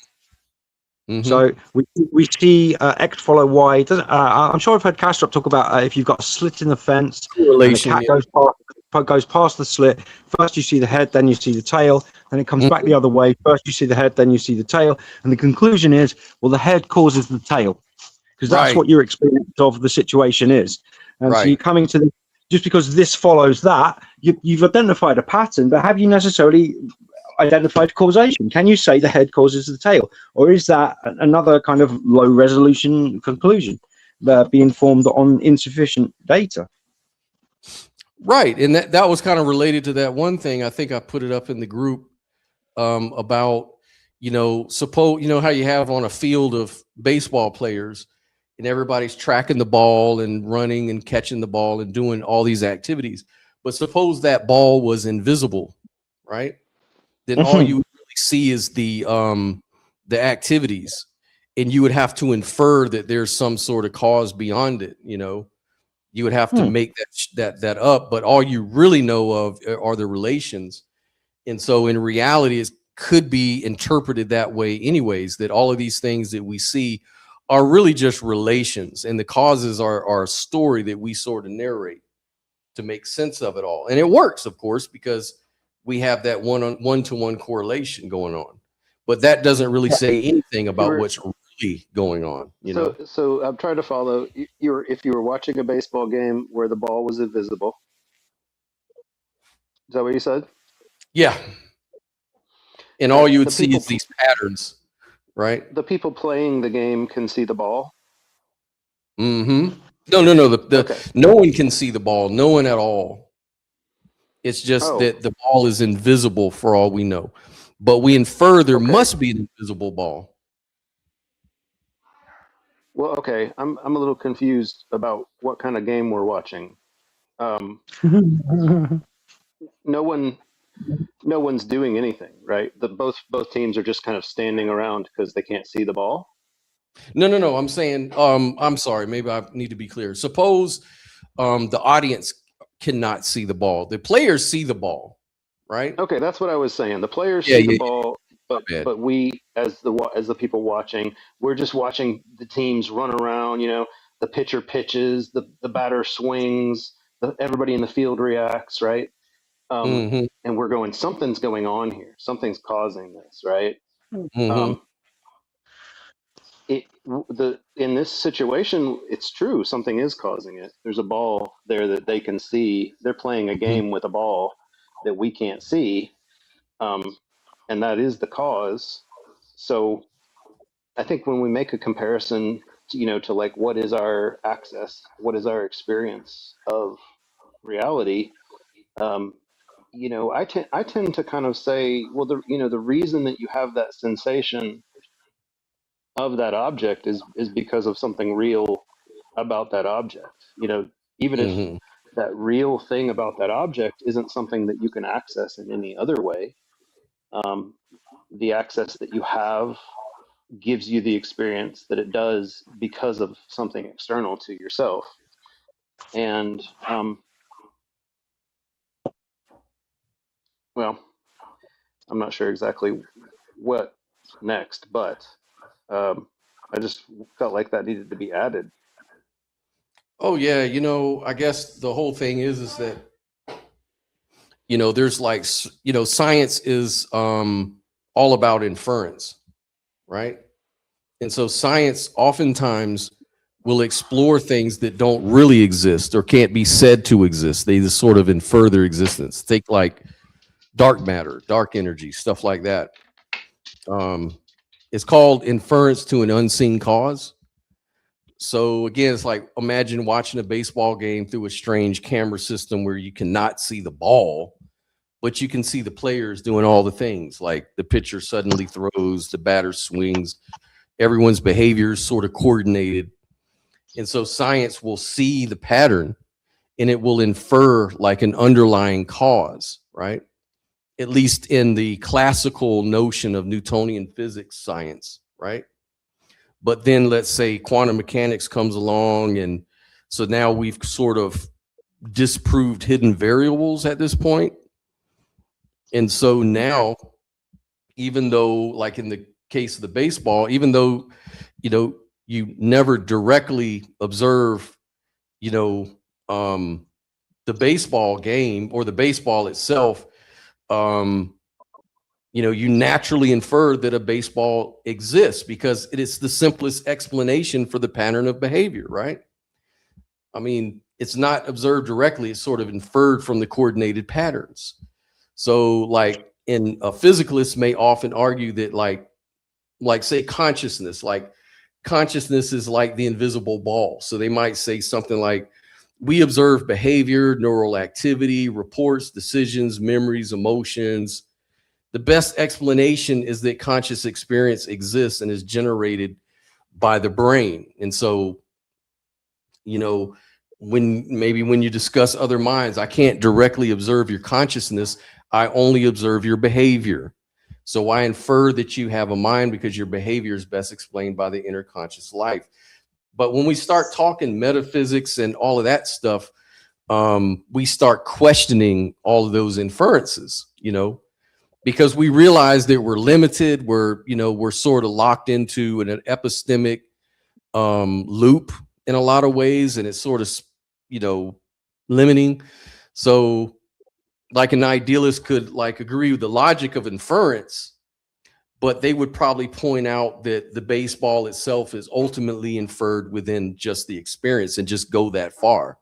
So everything we observed in the analogy, like the players, the field, the moment, all of that, all occur within consciousness. So an idealist then would ask, why are we comfortable treating consciousness as the thing inferred from physical patterns when consciousness is actually the one thing directly present, while the physical world itself is known through the experience? So from that perspective, the analogy is sort of flipped over, right? And maybe the physicalist would say something like, well, I don't know, consciousness is the invisible ball inferred by the physical behavior. And then the idealist would just simply say, well, matter in itself is the invisible ball inferred from experiential appearances, right? Like, that's the whole thing I'm saying. It's like, it just really depends on how your shaping principles go, right? That are going to lead you to different conclusions. And this is what makes those conversations hard, because if we start off with different fucking premises, we're going to end up in different places, you know? I don't know if that makes any sense, but. Well, again, it comes down to commitment a lot of the time. You're committed to certain axioms, and then you're trying to understand things from within a view where those axioms are already in place. And it runs into that analogy that I shared with yourself and Alex about the opticians. You know, you go to the ontological optometrists, and it's like, better or worse, try these new specs. And if you're not trying them without taking the old ones off, like dissociating yourself from those commitments, then it's going to look terrible. You know, nothing's going to come into focus, and you're going to think the new pair is absolutely useless. So you throw them straight back at the optician. You say, no, these are rubbish, mate. You know, give me my. I'll just stick with not wearing any glasses, because you've got glasses on without realizing you've got any on. And it's so underdetermined. That's the whole fun, the whole conversation. It's like you know what string theory is, right?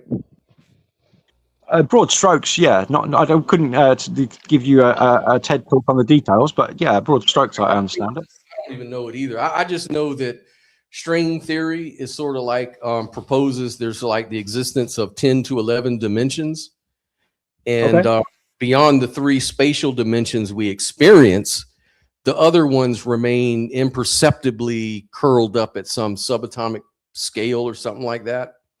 And science actually explores this and has been for the last 40, 50 years.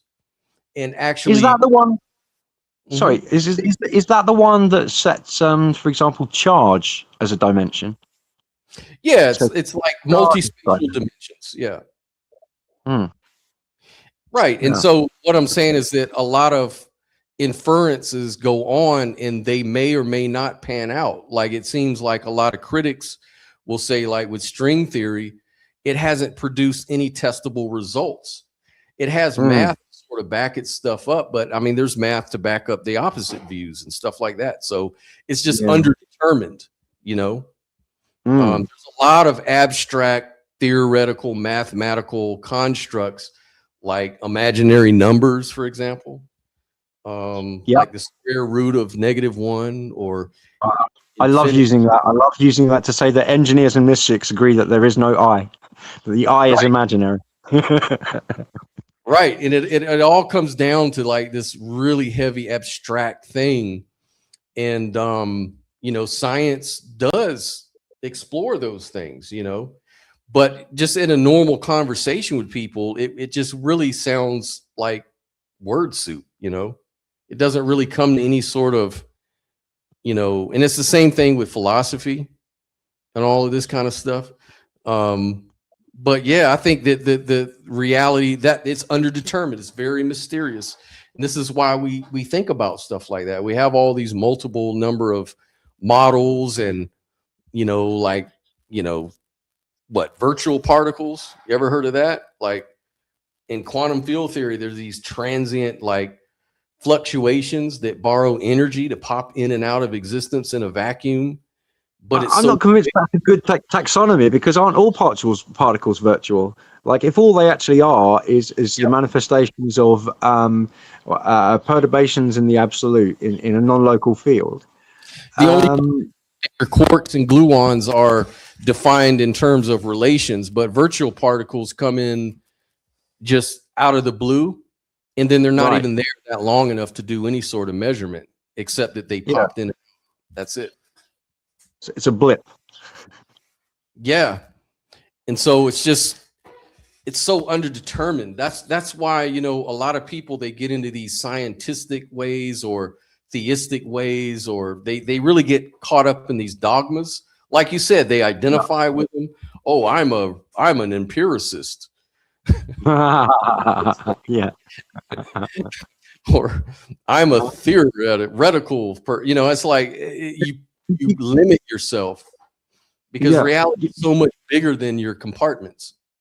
And I'm sure you'll agree with me, Scott, and probably made this point yourself on multiple occasions. You can't be an empiricist and completely eschew experience. Right.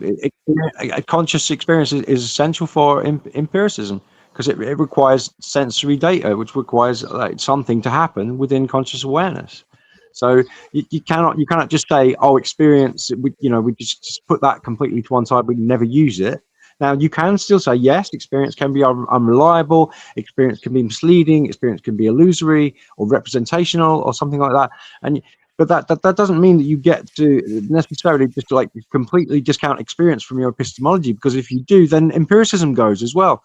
And yes, I understand there are controls in place of experience for, you know, confirmation, and you set up tests to make sure that you're not just relying on just one person's perception, and that's all well and good. But you can do that with other experiential things too. With say, for example, what they call the mystical experience. You know, there's academic studies now that are looking into it that do use all of the things that turn experience into empiricism, in order to, you know, you're comparing experiences with control groups and other things in place to make sure that you've got confirmation.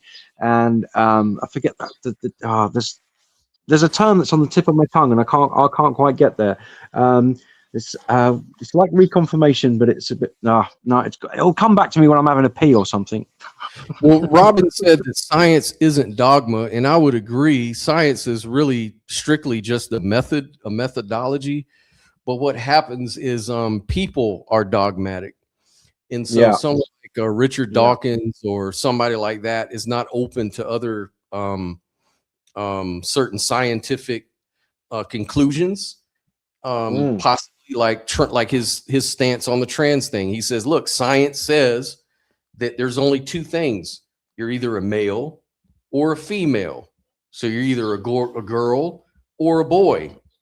That's true. That you are not your body. You are consciousness. Never mind all of that rubbish. All right. Yes, your body is either male or female, but like masculine and feminine. That's really where the term gender came from. And you got the masculine, the feminine, the neutral, and both.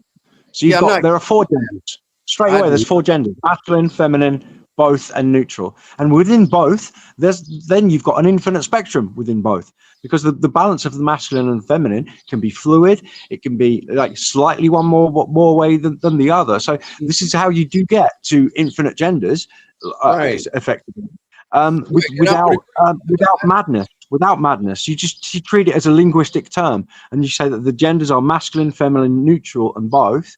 And I think that's kind of a compromise between those that are saying there are two and those that are saying there are 72 or 102. You can sort of say, well, there's four. One of them is infinitely subdivisible. Because then you're not leaving the realm of the sensible just in order to accommodate modern identity theory. Yeah, and I, of course, I agree with you. All of that. It's just to say that someone like Richard Dawkins could say, yeah, but the science says there's only two. The rest of what you're saying is just word salad. The only thing that matters is science, and science has already told us. Science didn't tell you shit. Science is just, science is just telling you the external world and how it behaves. When we're talking about, all of these identity things and stuff, there's other science that you can also incorporate. Like science isn't just your dogma. It's a method. And like, there's other science that shows the legitimacy of trans people, And so that's what I'm getting at, is that people can treat science rather dogmatically and with anything, really.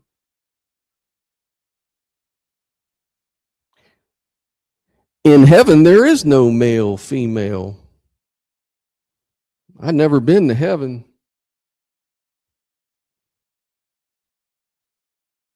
I've just never been. But how are you doing, man? TSPCI. I remember we had you on a while back. We had a really good conversation. And there is evidence. Yeah, there's evidence, exactly. But he doesn't want to look at that evidence because, sharing love is not exclusive to male, female. Thank you. So how do you know stuff about heaven? Oh boy, that's going to be a whole other can of worms, baby. Good, man. Glad to see you're taking care of business, man. Of course, you can always join the panel. I'm gonna maybe not today. I'm about to get off here now, but in the future, we can maybe set something up and have a good conversation about the Bible and stuff like that again. It's been a while, Going fishing. Okay. All right, guys. I'm gonna go ahead and get off of here. I really got to get to work, or else I ain't gonna get nothing done. So I'll let you guys goad me and rope me in long enough. Thanks, Scott. Appreciate you letting me hang around, and y'all have a good day. Yeah, man. No problem. You guys have a good one. We'll talk next time. And if you like these kind of discussions, please, if you're new, like and subscribe and come back later.